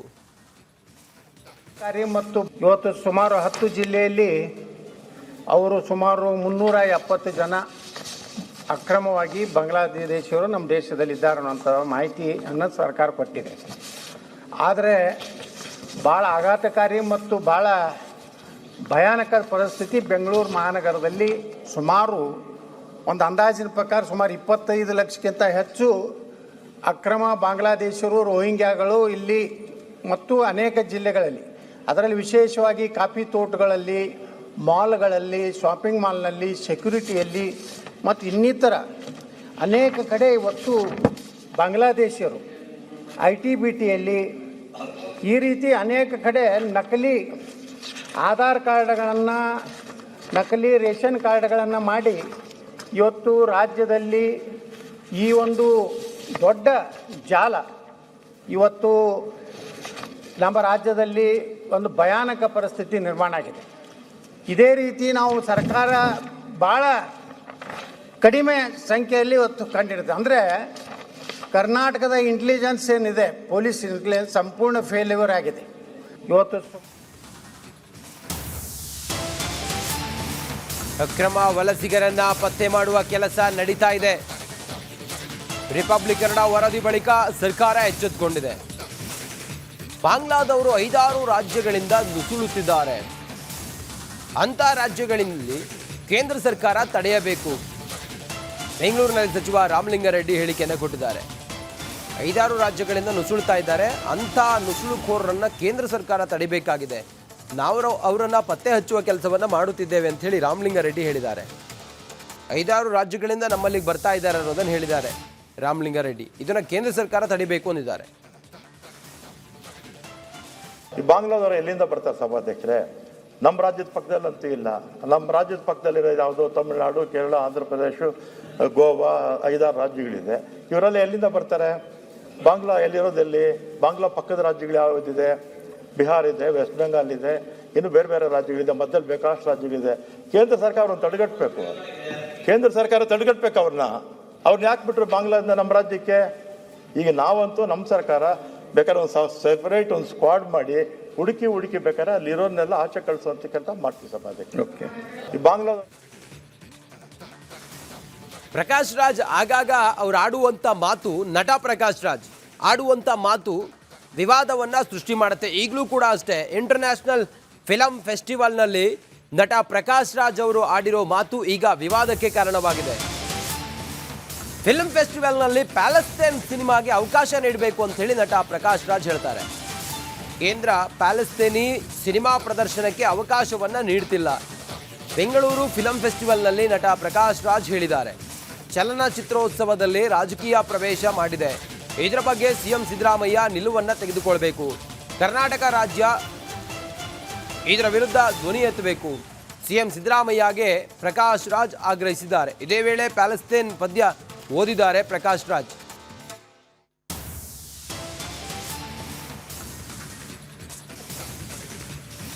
ಚಲನಚಿತ್ರೋತ್ಸವಕ್ಕೆ ಬಂದಾಗ ಇದರಲ್ಲಿ ರಾಜಕೀಯ ಪ್ರವೇಶ ಮಾಡಿದೆ. ಇಂತಹ ಅದ್ಭುತವಾಗಿ ನಡ್ಕೊಂಡು ಬರ್ತಿದ್ದಂತಹ ಈ ವರ್ಷದ ಉತ್ಸವಕ್ಕೆ ಪ್ಯಾಲೆಸ್ಟೇನಿಯನ್ ಸಿನಿಮಾಗಳನ್ನು ನಮ್ಮ ಕೇಂದ್ರ ಸರ್ಕಾರ ಪ್ರದರ್ಶನ ಮಾಡೋಕ್ಕೆ ಬಿಡ್ತಾ ಇಲ್ಲ. ಅಂದರೆ ಏನಿದು? ಇದರ ಪ್ರತಿರೋಧ ನಾವು ಹೇಗೆ ಮಾಡಬೇಕು? ಒಂದು ಸರ್ಕಾರವಾಗಿ, ಮುಖ್ಯಮಂತ್ರಿಗಳಾಗಿ ನೀವು ಒಂದು ದೊಡ್ಡ ನಿಲುವನ್ನು ತಗೊಳ್ಬೇಕು ಅಂತ ಒಬ್ಬ ರಾಯಭಾರಿಯಾಗಿ ನಿಮ್ಮನ್ನು ಕೇಳ್ಕೊಳ್ತಾ ಇದ್ದೇನೆ. ಯಾಕೆಂದ್ರೆ ನಮ್ಮ ನಾಡಿನ, ನಮ್ಮ ಮಣ್ಣಿನ ಕಣ್ಣೀರಿನ ಸಂತಸದ ಕಥೆಗಳಾದ ಹೃದಯದ ಹಣಿತೆ ಅನ್ನೋ ಒಂದು ಪುಸ್ತಕ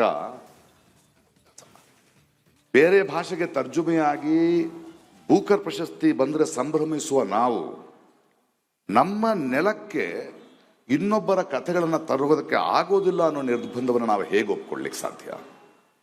ಇದನ್ನ ಮೊನ್ನೆ ಕೇರಳದ ಫೆಸ್ಟಿವಲ್ನಲ್ಲೂ ಮಾಡಿದ್ರು. ಆದರೆ ಅಲ್ಲಿಯ ಸರ್ಕಾರ ನಿಂತು ಆ ಪ್ರದರ್ಶನಗಳಿಗೆ ಅನುವು ಮಾಡಿಕೊಡ್ತು. ಆ ಥರದ ಒಂದು ಪ್ರತಿರೋಧವನ್ನು ಬೆಂಗಳೂರಿನ ಚಲನಚಿತ್ರೋತ್ಸವದಲ್ಲಿ ನಿಮ್ಮ ರಾಜಕೀಯದ ಹುನ್ನಾರಗಳು ನಡೆಯೋಲ್ಲ ಅನ್ನೋದನ್ನ ಕರ್ನಾಟಕ ಸರ್ಕಾರವಾಗಲಿ, ಚಲನಚಿತ್ರ ಅಕಾಡೆಮಿ ಆಗಲಿ ಪ್ರತಿರೋಧಿಸಬೇಕು, ಪ್ರತಿಭಟಿಸಬೇಕು ಅಂತ ರಾಯಭಾರಿಯಾಗಿ ನಾನು ಒತ್ತಾಯಿಸ್ತಾ ಇದ್ದೇನೆ. ನನ್ನ ಪ್ರತಿಭಟನೆಯನ್ನ ನೀವು ಪ್ಯಾಲೆಸ್ಟೇನಿಯನ್ನ ನೋಡಿ, ನಮ್ಮ ಕಷ್ಟಗಳಿಗೆ, ನಮ್ಮ ನೋವುಗಳಿಗೆ ನಾವು ಸುರಿಸುವ ಕಣ್ಣೀರಿನ ಪರಿಚಯ ನಮ್ಮ ಕೆನ್ನೆಗಿದ್ರೆ ಸಾಲದು. ಇನ್ನೊಬ್ಬರ ನೋವಿಗೂ ನಾವು ಅಳುವ ಕಣ್ಣೀರಿನ ಪರಿಚಯ ನಮ್ಮ ಕೆನ್ನೆಗೆ ನಾವು ಮಾಡಿದ್ರೇನೆ ನಾವು ಮನುಷ್ಯರಾಗೋದು. The wars will end and the leaders will shake hand and disperse, but that old lady will still be waiting for her son, and that woman will be waiting for her husband, and the children would be waiting for their heroic father. I don't know who sold my homeland, but I know who paid the price for it. ಯುದ್ಧಗಳು ಕೊನೆಗೊಳ್ಳುತ್ತವೆ, ನಾಯಕರು ಕೈಕುಲುಕಿ ತೆರಳುತ್ತಾರೆ. ಆದರೆ ಆ ವೃದ್ಧೆ ತನ್ನ ಮಗನಿಗಾಗಿ ಕಾಯುತ್ತಿರುತ್ತಾಳೆ, ಆ ಹೆಣ್ಣು ಮಗಳು ತನ್ನ ಗಂಡನಿಗಾಗಿ ಕಾಯುತ್ತಿರುತ್ತಾಳೆ, ಆ ಮಕ್ಕಳು ತಮ್ಮ ವೀರನಾದ ಅಪ್ಪನಿಗೋಸ್ಕರ ಕಾಯ್ತಾ ಇದ್ದಾರೆ. ನನ್ನ ಮಣ್ಣನ್ನ, ನನ್ನ ಮಾತೃಭೂಮಿಯನ್ನ ಮಾರಿದವರು ಯಾರೆಂದು ನನಗೆ ಗೊತ್ತಿಲ್ಲ, ಆದರೆ ಅದಕ್ಕೆ ಬೆಲೆ ತೆತ್ತವರು ಯಾರೆಂದು ನನಗೆ ಗೊತ್ತು. ದ ವಾರ್ಸ್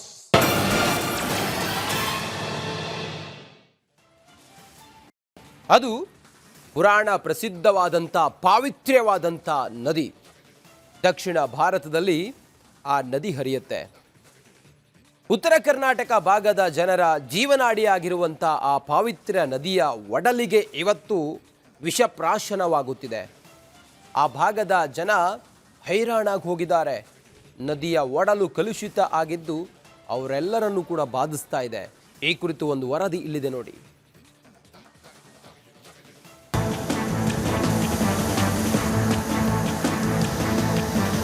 ಕಲಬುರಗಿ ಜನ ಅದ್ಯಾವ ಪಾಪ ಮಾಡಿದ್ರೋ ಗೊತ್ತಿಲ್ಲ. ಮಳೆಗಾಲದಲ್ಲಿ ಭೀಮೆ ಪ್ರವಾಹಕ್ಕೆ ಉತ್ತರ ಕರ್ನಾಟಕ ಮಂದಿ ನಲುಗಿದ್ರು. ಬೇಸಿಗೆ ವೇಳೆ ನದಿ ಬತ್ತಿ ಹೋದ್ರು ಹೇಳೋರು ಕೇಳೋರು ಗತಿ ಇಲ್ಲ. ಇದೀಗ ಕಲಬುರಗಿ ಜೀವನಾಡಿಯಾಗಿರುವ ಭೀಮೆ ಒಡಲಿಗೆ ಕುತ್ತು ಬಂದಿದೆ. ನದಿ ನೀರು ಕುಡಿಯುವ ಜನರಿಗೂ ಆಪತ್ತು ಬಂದೊದಗಿದೆ. ಭೀಮೆಯ ಒಡಲು ಸೇರುತ್ತಿದೆ ಚರಂಡಿ ನೀರು. ಶುದ್ಧೀಕರಣ ಮಾಡದೆ ಕುಡಿಯುವ ನೀರು ಪೂರೈಕೆ. ನಿಜ, ಕೈ ಅನಿಸಿದ್ರು ಇದು ಕಟು ಸತ್ಯ. ಭೀಮೆ ಒಡಲಿಗೆ ಚರಂಡಿ ನೀರು ಸೇರಿ ಇಡೀ ನದಿಯನ್ನ ಮಲಿನಗೊಳಿಸುತ್ತಿದೆ. ಚರಂಡಿ ನೀರನ್ನ ಶುದ್ಧೀಕರಣ ಮಾಡದೆ ನದಿಗೆ ಬಿಡ್ತಿರೋದೇ ಇದಕ್ಕೆ ಪ್ರಮುಖ ಕಾರಣ. ದುರಂತ ಅಂದ್ರೆ ಕಪ್ಪು ನಾರುತ್ತಿರೋ ನೀರನ್ನ ಶುದ್ಧೀಕರಣ ಮಾಡದೆ ಆ ಭಾಗದ ಜನರಿಗೆ ಕುಡಿಯಲು ನೀಡ್ತಿದ್ದಾರಂತೆ.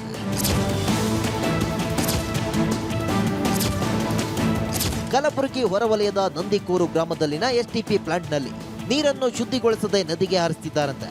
ಚರಂಡಿ ನೀರಿನ ಬಣ್ಣ, ವಾಸನೆ ಹೋಗಲು ಬಳಸಬೇಕಾದ ಕ್ಲೋರಿನೇಷನ್ ಸಹ ಬಳಕೆ ಮಾಡ್ತಿಲ್ಲ.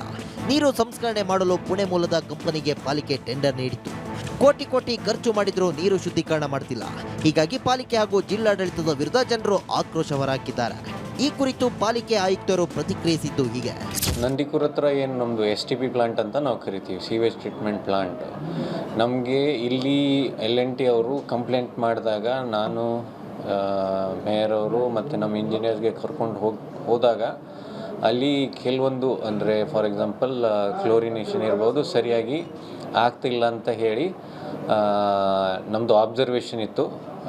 ಸೊ ನಾವು ಏನು ಮಾಡಿದ್ದೀವಿ, ಫುಲ್ ಆಡಿಟೇ ಮಾಡಿಸಿದ್ದೀವಿ ಆ ಪ್ಲಾಂಟದು. ಆ ಆಡಿಟಲ್ಲಿ ನಮಗೆ ಏನೇನು ನ್ಯೂನತೆಗಳು ಕಂಡು ಬಂದಿತ್ತು ಅದನ್ನು ತುರಂತ ರೆಕ್ಟಿಫೈ ಮಾಡಬೇಕು, ಇಲ್ಲಾಂದರೆ ನಾವು ನಿಮ್ಮ ವಿರುದ್ಧ ಯಾಕೆ FIR ಮಾಡಬಾರ್ದು ಅಂತ ಹೇಳಿ ಅವರಿಗೆ ಸ್ವಲ್ಪ ಎಚ್ಚರಿಕೆ ಕೊಟ್ಟು ಆ ಕೆಲಸವನ್ನು ನಾವು ಅವರಿಗೆ ಮಾಡೋಕ್ಕೆ ಹೇಳಿದ್ದೀವಿ. ಕಲಬುರಗಿ ಭಾಗದ ಜನರ ಜೀವನಾಡಿ ಭೀಮೆಗೆ ಒಂದಿಲ್ಲೊಂದು ಸಮಸ್ಯೆ ಎದುರಾಗ್ತಾನೆ ಇದೆ. ಭೀಮೆ ಶುದ್ಧೀಕರಣ ಮಾಡಬೇಕು ಅಂತ ಕೋಟಿ ಹಣ ಖರ್ಚು ಮಾಡಿದ್ರು ಯಾವುದೇ ಪ್ರಯೋಜನವಾಗ್ತಿಲ್ಲ. ಆ ಭಾಗದ ಜನರಿಗೆ ಚರಂಡಿ ನೀರೇ ಪೂರೈಕೆ ಆಗ್ತಿದೆಯಂತೆ. ಇನ್ನಾದರೂ ಪಾಲಿಕೆ ಜಿಲ್ಲಾಡಳಿತ ಎಚ್ಚೆತ್ತುಕೊಳ್ಳುತ್ತಾ ಅಂತ ಕಾದು ನೋಡಬೇಕು.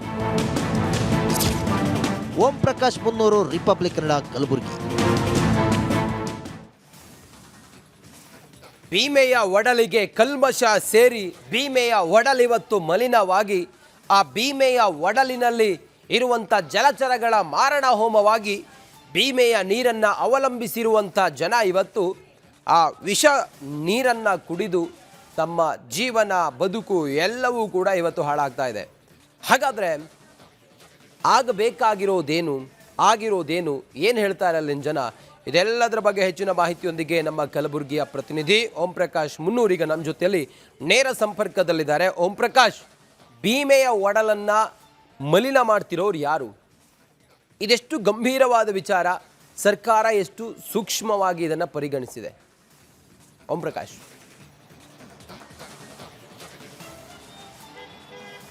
ರಂಜಿತ್, ಇದೊಂದು ಅತ್ಯಂತ ಗಂಭೀರವಾಗಿರುವಂಥ ವಿಚಾರ. ಯಾಕಂತಂದರೆ ಕಲಬುರಗಿ ನಗರದಲ್ಲಿ ಉಂಟಾಗುವಂಥ ಎಲ್ಲ ಡ್ರೈನೇಜ್ ವಾಟರನ್ನು ಅದನ್ನು ಶುದ್ಧೀಕರಣ ಮಾಡಬೇಕು ಅಂತೇಳಿ ಮಹಾನಗರ ಪಾಲಿಕೆ, ಜಿಲ್ಲಾಡಳಿತ, ಕಲಬುರಗಿ ಹೊರವಲಯದಲ್ಲಿರುವಂಥ ನಂದಿಕೂರು ಗ್ರಾಮದಲ್ಲಿ ಸುಮಾರು 35 ಕೋಟಿ ವೆಚ್ಚದಲ್ಲಿ STP ಪ್ಲಾಂಟನ್ನು ನಿರ್ಮಾಣ ಮಾಡಿ ಅಲ್ಲಿ ಶುದ್ಧೀಕರಣ ಮಾಡೋದಕ್ಕೆ ಅಂತೇಳಿ ಆ ಒಂದು ಪ್ಲಾಂಟನ್ನು ನಿರ್ಮಾಣ ಮಾಡಿರುವಂಥದ್ದು. ಹಾಗಾಗಿ ಪ್ರತಿನಿತ್ಯ ಇಲ್ಲಿ ಉಂಟಾಗುವಂಥ ಏನು ಆ ಡ್ರೈನೇಜ್ ನೀರೇನಿದೆ ಅಲ್ಲಿ ಶುದ್ಧೀಕರಣ ಮಾಡಿ ಅದನ್ನು ಹೊರ ಬಿಡಬೇಕಾಗಿರುವಂಥ ಕೆಲಸ ಮಾಡಬೇಕು. ಆದರೆ ಕಳೆದ ಸಾಕಷ್ಟು ತಿಂಗಳುಗಳಿಂದ ಅಲ್ಲಿರುವಂಥ STP ಪ್ಲಾಂಟ್ ಯಾವುದೇ ರೀತಿಯಾದಂಥ ಅದನ್ನು ನೀರು ಶುದ್ಧೀಕರಣ ಮಾಡದೇ ಇರುವಂಥ ಒಂದು ಕೆಲಸ ಮಾಡೋದಕ್ಕೆ ಮುಂದಾಗಿರುವಂಥದ್ದು. ಹಾಗಾಗಿ ಇಲ್ಲಿನ ಎಲ್ಲ ಡ್ರೈನೇಜ್ ವಾಟರ್ ಏನಾಗಿದೆ ನೇರವಾಗಿ ಭೀಮಾ ನದಿಗೆ ಹೋಗಿ ತಲುಪ್ತಾ ಇರುವಂಥದ್ದು. ಅದೇ ಭೀಮಾ ನದಿಗೆ ಚರಂಡಿ ನೀರು, ಕಲ್ಮಶ ನೀರು ಎಲ್ಲವೂ ಕೂಡ ಏನು ಭೀಮಾ ನದಿಯ ನೀರಿಗೆ ಸೇರಿಕೊಂಡು ಇಡೀ ಭೀಮಾ ನದಿಯ ನೀರು ಕಲ್ಮಶವಾಗೋದಕ್ಕೆ ಮುಂದಾಗಿರುವಂಥದ್ದು. ಬರೀ ಕೇವಲ ಭೀಮಾ ನದಿಯ ನೀರು ಕಲ್ಮಶವಾದರೆ ಯಾವುದೇ ರೀತಿಯಾದಂಥ ತೊಂದರೆ ಆಗ್ತಾ ಇರಲಿಲ್ಲ.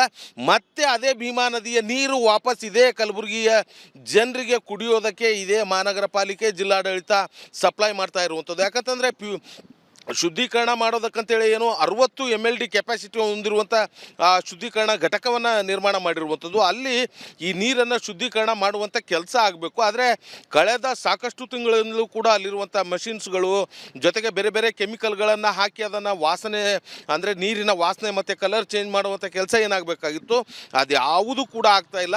ಯಥಾವತ್ತಾಗಿ ಕಲಬುರಗಿ ನಗರದಿಂದ ಏನು ಉಂಟಾಗುವಂಥ ಚರಂಡಿ ನೀರಿದೆ ಅದನ್ನು ಬೈ ಡೈವರ್ಷನ್ ಥರ ಒಂದು ರೀತಿಯಲ್ಲಿ ಈ STP ಪ್ಲಾಂಟ್ ಒಳಗಡೆ ಬಂದು ಮತ್ತೆ ಅದೇ ಚರಂಡಿ ನೀರು ಭೀಮಾ ನದಿಗೆ ಸೇರುವಂಥ ಕೆಲಸ ಆಗ್ತಾ ಇರುವಂಥದ್ದು. ಇದು ಕಲಬುರಗಿ ನಗರದ ಜನರಿಗೆ ಸಾಕಷ್ಟು ಆಕ್ರೋಶವನ್ನು ವ್ಯಕ್ತಪಡಿಸ್ತಾ ಇರುವಂಥದ್ದು. ಯಾಕಂತಂದರೆ ಕನಿಷ್ಠ ಪಕ್ಷ ಕಲಬುರಗಿ ಜಿಲ್ಲಾಡಳಿತ, ಮಹಾನಗರ ಪಾಲಿಕೆ ಕುಡಿಯೋದಕ್ಕೆ ಒಂದು ಒಳ್ಳೆ ನೀರು ಕೂಡ ಕೊಡೋದಕ್ಕೆ ಆಗದೇ ಇರುವಂಥ ಪರಿಸ್ಥಿತಿ ನಿರ್ಮಾಣವಾಗಿದೆ ಅನ್ನುವಂಥ ಪರಿಸ್ಥಿತಿ ನಿರ್ಮಾಣವಾಗಿರುವಂಥದ್ದು. ಮತ್ತೊಂದು ಕಡೆ ಈ ಭೀಮಾ ನದಿಯ ನದಿ ಪಾತ್ರದಲ್ಲಿರುವಂಥ ಗ್ರಾಮದ ಹಳ್ಳಿಗಳ ಜನರಿಗೂ ಕೂಡ ಈ ನೀರಿನ ಎಫೆಕ್ಟ್ ಆಗ್ತಾ ಇರುವಂಥದ್ದು. ಯಾಕಂತಂದರೆ ಒಂದು ಕಡೆ ರೈತರು ತಮ್ಮ ಹೊಲ ಗದ್ದೆಗಳಿಗೆ ಅದೇ ನೀರನ್ನು ಬಳಸ್ತಾರೆ, ಮತ್ತೊಂದು ಕಡೆ ತಾವು ಹೊಲಗಳಿಗೆ ಹೋದಂಥ ಸಂದರ್ಭದಲ್ಲಿ ಕುಡಿಯೋದಕ್ಕೆ ಜಾನುವಾರುಗಳಿಗೂ ಕೂಡ ಇದೇ ರೀತಿಯಾದಂಥ ಕಲ್ಮಶ ನೀರನ್ನು ಕುಡಿಯುವಂಥ ಪರಿಸ್ಥಿತಿ ನಿರ್ಮಾಣವಾಗಿರುವಂಥದ್ದು ಒಂದು ಕಡೆ. ಆದರೆ ಮತ್ತೊಂದು ಕಡೆ ನಗರದ ಜನರು ಕೂಡ ಚರಂಡಿ ನೀರನ್ನೇ ಇವತ್ತು ಕುಡಿಯುವಂಥ ಕೆಲಸ ಆಗಿರುವಂಥದ್ದು.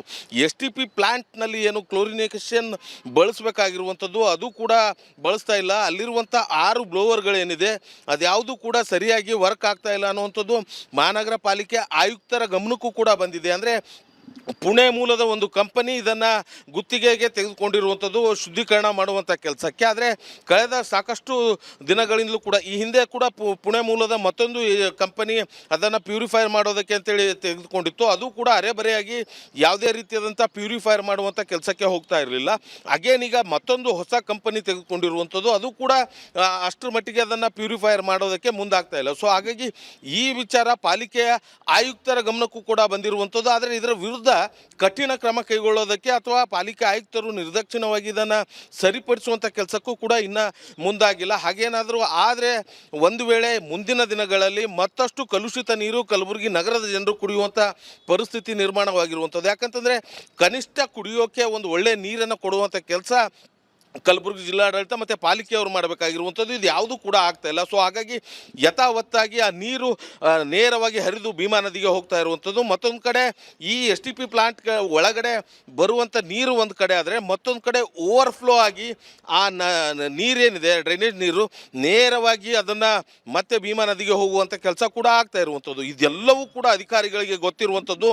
ಅಲ್ಲೇ STP ಪ್ಲಾಂಟಲ್ಲೇ ಸಾಕಷ್ಟು ಜನ ಪಾಲಿಕೆ ಅಧಿಕಾರಿಗಳು ಇರ್ತಾರೆ, ಜೊತೆಗೆ STP ಪ್ಲಾಂಟ್ನವರು ಕೂಡ ಇರ್ತಾರೆ.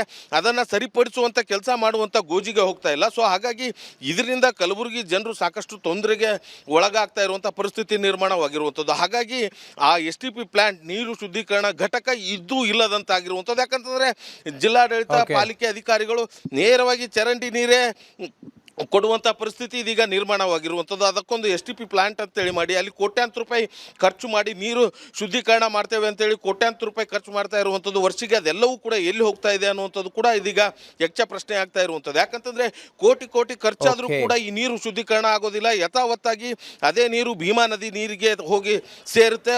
ಅದೇ ಚರಂಡಿ ನೀರು ಮತ್ತೆ ಭೀಮಾ ನದಿಯಿಂದ ಜನರ ಮನೆ ಬಾಗಿಲಿಗೆ. ಓಕೆ, ಥ್ಯಾಂಕ್ ಯು ನಿಮ್ಮೆಲ್ಲ ಮಾಹಿತಿಗಾಗಿ. ಏಕಾಏಕಿ ರಸ್ತೆ ಕುಸಿದ ಪರಿಣಾಮ ಆಟೋ ಒಂದು ಸಿಲುಕಾಕಿಕೊಂಡಂಥ ಘಟನೆ ಬೆಂಗಳೂರಿನಲ್ಲಿ ನಡೆದಿದೆ. ರಸ್ತೆ ಏಕಾಏಕಿ ಕುಸಿದು ಹೋಗ್ಬಿಡುತ್ತೆ. ಕಳಪೆ ಕಾಮಗಾರಿಯಿಂದಾಗಿ ರಸ್ತೆ ಕುಸಿದಿದೆ ಅನ್ನೋದು ಈಗ ಗಂಭೀರ ಆರೋಪ ಕೇಳಿಬಂದಿದೆ. ಬೆಂಗಳೂರಿನಲ್ಲಿ ನಡೆದಂಥ ಘಟನೆ ಇದು. ಏಕಾಏಕಿ ರಸ್ತೆ ಕುಸಿದಿದೆ, ಆಟೋ ಅದರೊಳಗಡೆ ಸಿಲುಕಾಕೊಂಡಿದೆ. ಕಳಪೆ ಕಾಮಗಾರಿಯಿಂದ ಅಗರ ಕೆರೆ ಬಳಿ ನಡೆದಂಥ ಘಟನೆ ಇದು. ಅಗರ ಕೆರೆ ಬಳಿ ಏಕಾಏಕಿ ಡಾಂಬರ್ ರಸ್ತೆ ಕುಸಿದು ಹೋಗಿದೆ. ಕುಸಿದ ರಸ್ತೆಯಲ್ಲಿ ಆಟೋ ಸಿಲುಕಿ ಸವಾರ ಪರದಾಟ ಪಟ್ಟಂತಹ ಘಟನೆ ನಡೆದಿದೆ.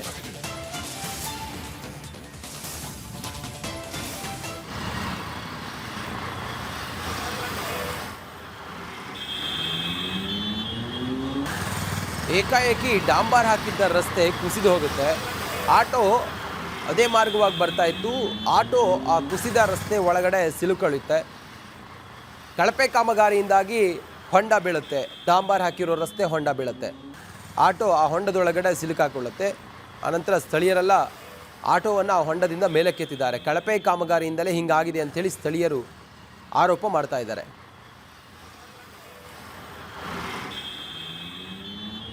ಇನ್ನು ನಮ್ಮ ಪ್ರತಿನಿಧಿ ಚರಣ್ ಈ ಕುರಿತು ಸಂಪರ್ಕದಲ್ಲಿದ್ದಾರೆ, ನೇರ ಸಂಪರ್ಕದಲ್ಲಿ. ಚರಣ್, ಇದು ಆ ರಸ್ತೆ ಕಾಮಗಾರಿ ಆಗಿದ್ದು ಯಾವಾಗ? ಅಲ್ಲಿ ಹೊಂಡ ಕುಸಿದಿದ್ದು ಯಾಕೆ? ಏನು ಹೇಳ್ತಾರೆ ಸ್ಥಳೀಯರೆಲ್ಲ? ಏನಾದರೂ ಪ್ರಾಣಾಪಾಯ ಆಗಿದೆ?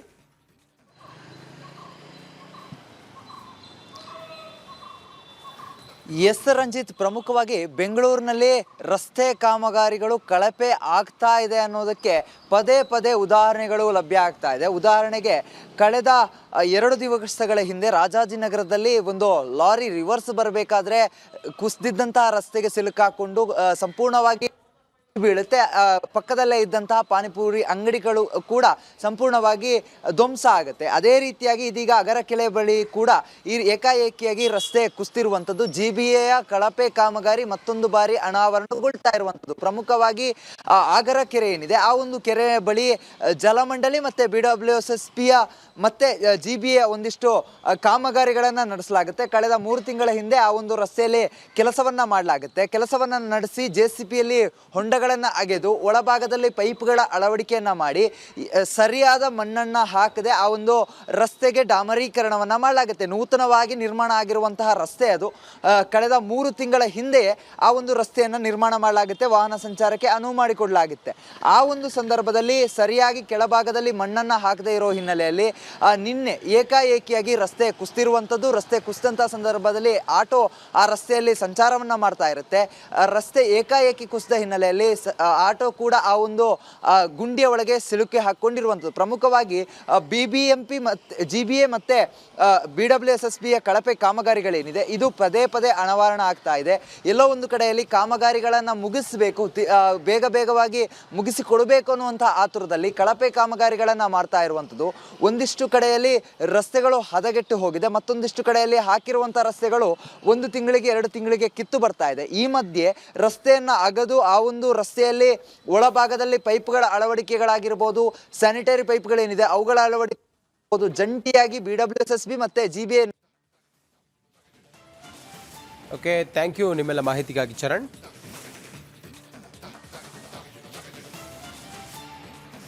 ದೇಶದ ಇನ್ನಿತರ ಸುದ್ದಿಗಳನ್ನು ಕ್ವಿಕ್ ಆಗಿ ನ್ಯಾಷನಲ್ ಟಾಪ್ 5 ನಲ್ಲಿ ನೋಡ್ತಾ ಹೋಗೋಣ ಬನ್ನಿ.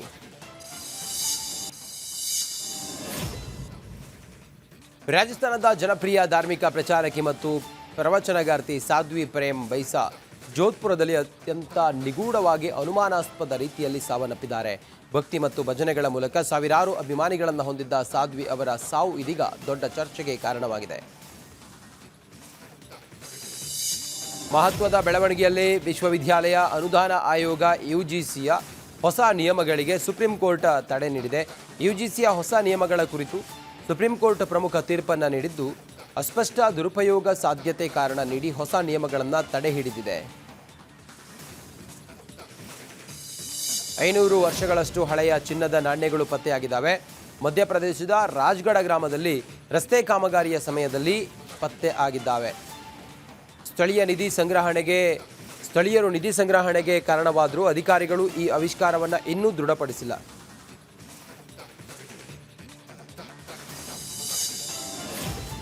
ಹಿಮಾಚಲ ಪ್ರದೇಶದಲ್ಲಿ ನಿರಂತರ ಹಿಮಪಾತ ಆಗುತ್ತಿದೆ. ಮನಾಲಿಯಲ್ಲಿ ಮಂಜಿನ ಹೊದಿಕೆ ಆಗುತ್ತಿದೆ.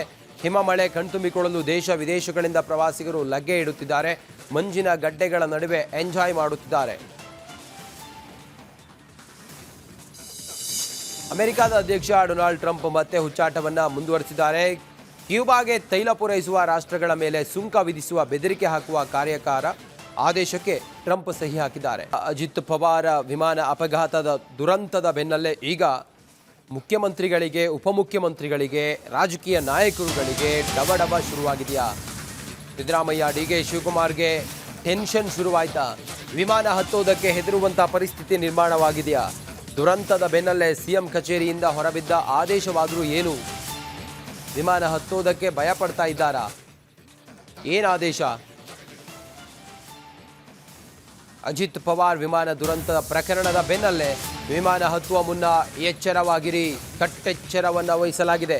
ಪ್ರತಿ ಪ್ರವಾಸಕ್ಕೂ ಮುನ್ನ ಕ್ಷಮತೆ ಪರೀಕ್ಷೆ ಕಡ್ಡಾಯವಾಗಿ ಮಾಡಬೇಕು.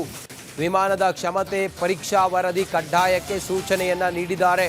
CM DCM ಪ್ರವಾಸಕ್ಕೂ ಮುನ್ನ ಪರೀಕ್ಷೆ ಕಡ್ಡಾಯವಾಗಿ ಮಾಡಲೇಬೇಕು. ಕ್ಷಮತೆ ಸರ್ಟಿಫಿಕೇಟ್ ಪರಿಶೀಲನೆ ಬಳಿಕ ಪ್ರವಾಸವನ್ನು ಮಾಡ್ತಾರೆ. CM ಸಿದ್ದರಾಮಯ್ಯ ಕಚೇರಿಯಿಂದ ಆದೇಶ ಹೊರಡಿಸಲಾಗಿದೆ. ಮುಖ್ಯಮಂತ್ರಿಗಳ ಕಚೇರಿಯಿಂದ ಮುಖ್ಯಮಂತ್ರಿಗಳು ಮತ್ತು ಉಪಮುಖ್ಯಮಂತ್ರಿಗಳು ವಿಮಾನದಲ್ಲಿ ಹಾರಾಟ ಮಾಡುವ ಮುನ್ನ ಆ ವಿಮಾನದ ಕ್ಷಮತೆಯ ಪರೀಕ್ಷೆಯನ್ನು ಮಾಡಬೇಕು ಅನ್ನುವಂಥ ಆದೇಶ ಈಗ ಮುಖ್ಯಮಂತ್ರಿಗಳ ಕಚೇರಿಯಿಂದ ಹೊರಬಿದ್ದಿದೆ.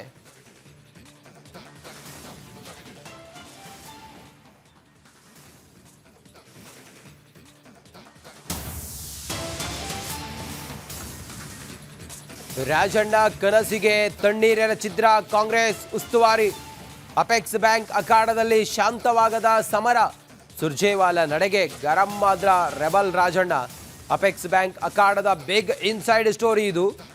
ರಾಜಣ್ಣವರು ಆಸೆ ಪಟ್ಟಿದ್ದೇ ಒಂದು, ಇಲ್ಲಿ ಆಗಿರೋದೇ ಒಂದು. ಕಾಂಗ್ರೆಸ್ನ ರಾಜ್ಯ ಉಸ್ತುವಾರಿ ಈಗ ಸುರ್ಜೇವಾಲಾ, ರಣದೀಪ್ ಸಿಂಗ್ ಸುರ್ಜೇವಾಲಾ ಅವರ ನಡೆಗೆ ರೆಬಲ್ ರಾಜಣ್ಣ ಫುಲ್ ರೆಬಲ್ ಆಗಿದ್ದಾರೆ. ಅಪೆಕ್ಸ್ ಬ್ಯಾಂಕ್ ಅಖಾಡದ ಬಿಗ್ ಇನ್ಸೈಡ್ ಸ್ಟೋರಿ ರಿಪಬ್ಲಿಕ್ ಕನ್ನಡದಲ್ಲಿ. KN ರಾಜಣ್ಣ ಹಾದಿಗೆ ಅಡ್ಡಗಾಲು ಹಾಕಿದ್ದಾರೆ ಸುರ್ಜೇವಾಲಾ. ಪದೇ ಪದೇ ರಾಜಣ್ಣ ಓಟಕ್ಕೆ ಅಡ್ಡಗಾಲು ಹಾಕ್ತಾ ಇದ್ದಾರೆ ಸುರ್ಜೇವಾಲಾ. ಅಪೆಕ್ಸ್ ಬ್ಯಾಂಕ್ ಅಧ್ಯಕ್ಷ ಸ್ಥಾನಕ್ಕೆ ಅವಿರೋಧವಾಗಿ ಆಯ್ಕೆಯಾಗುವ ಕನಸು ಭಂಗವಾಗಿದೆ. ಹೊಸಬರಿಗೆ ಅವಕಾಶ ನೀಡೋದಕ್ಕೆ ಸಿಎಂಗೆ ಸುರ್ಜೇವಾಲಾ ಸಲಹೆಯನ್ನ ಕೊಟ್ಟಿದ್ದಾರೆ. ಮತ್ತೊಮ್ಮೆ ಮುಂದುವರೆದ ರಾಜಣ್ಣ ಮತ್ತು ಸುರ್ಜೇವಾಲಾ ನಡುವಿನ ಜಟಾಪಟಿ ತಾರಕಕ್ಕೇರ್ತಾ ಇದೆ. ರಾಜಣ್ಣ ವರ್ಸಸ್ ಸುರ್ಜೇವಾಲಾ ನಡುವಿನ ಸಮರ ಕುತೂಹಲವನ್ನು ಮೂಡಿಸಿದ ರೆಬಲ್ ರಾಜಣ್ಣ ಅವರ ಮುಂದಿನ ನಡೆ. ಮತ್ತೊಮ್ಮೆ ಸುರ್ಜೇವಾಲಾ ಮತ್ತೆ ರಾಜಣ್ಣ ಅವರ ನಡುವಿನ ಜಟಾಪಟಿ ಮುಂದುವರೆದಿದೆ. ಅವಿರೋಧವಾಗಿ ಆಯ್ಕೆಯಾಗುವ ಕನಸು ಕಂಡಿದ್ರು ರಾಜಣ್ಣ. ಆದರೆ ಸುರ್ಜೇವಾಲಾ ಆ ಕನಸಿಗೆ ತಣ್ಣೀರೇ ಹಚ್ಚಿದ್ದಾರೆ. ಆ ಮೂಲಕ ರಾಜಣ್ಣ, ರೆಬಲ್ ರಾಜಣ್ಣ ಮತ್ತು ರಾಜ್ಯದ ಕಾಂಗ್ರೆಸ್ ಉಸ್ತುವಾರಿ ಸುರ್ಜೇವಾಲಾ ನಡುವಿನ ಜಟಾಪಟಿ ಮುಂದುವರೆದಿದೆ. ರಾಜಣ್ಣ ಮತ್ತು ಸುರ್ಜೇವಾಲಾ ನಡುವಿನ ಜಟಾಪಟಿ ಇದೇನು ಮೊದಲೇನಲ್ಲ. ಈ ಹಿಂದೆ ಯಾವಾಗ ಪಕ್ಷಕ್ಕೆ ಇರುಸು ಮುರುಸಾಗೋ ರೀತಿಯಲ್ಲಿ ರಾಜಣ್ಣ ಮಾತಾಡಿದ್ರು, ಸುರ್ಜೇವಾಲಾ ಅವರ ಬಾಲ ಕಟ್ ಮಾಡೋ ಕೆಲಸ ಮಾಡಿದ್ರು. ಈಗ ಸುರ್ಜೇವಾಲಾ ಅವರು, ರಾಜಣ್ಣ ಅವರು ಅವಿರೋಧವಾಗಿ ಅಪೆಕ್ಸ್ ಬ್ಯಾಂಕ್ನ ಚುನಾವಣೆಯಲ್ಲಿ ಆಯ್ಕೆಯಾಗುವ ಸಂದರ್ಭ ಇದ್ದರೂ ಕೂಡ ಅದಕ್ಕೆ ಈಗ ಕೊಕ್ಕೆ ಹಾಕಿದ್ದಾರೆ ಅನ್ನುವಂಥ ಮಾಹಿತಿ ಇದೆಯಲ್ಲ, ರಾಜಣ್ಣ ವರ್ಸಸ್ ಸುರ್ಜೇವಾಲಾ ಅನ್ನೋ ರೀತಿಯಲ್ಲಾಗಿದೆ.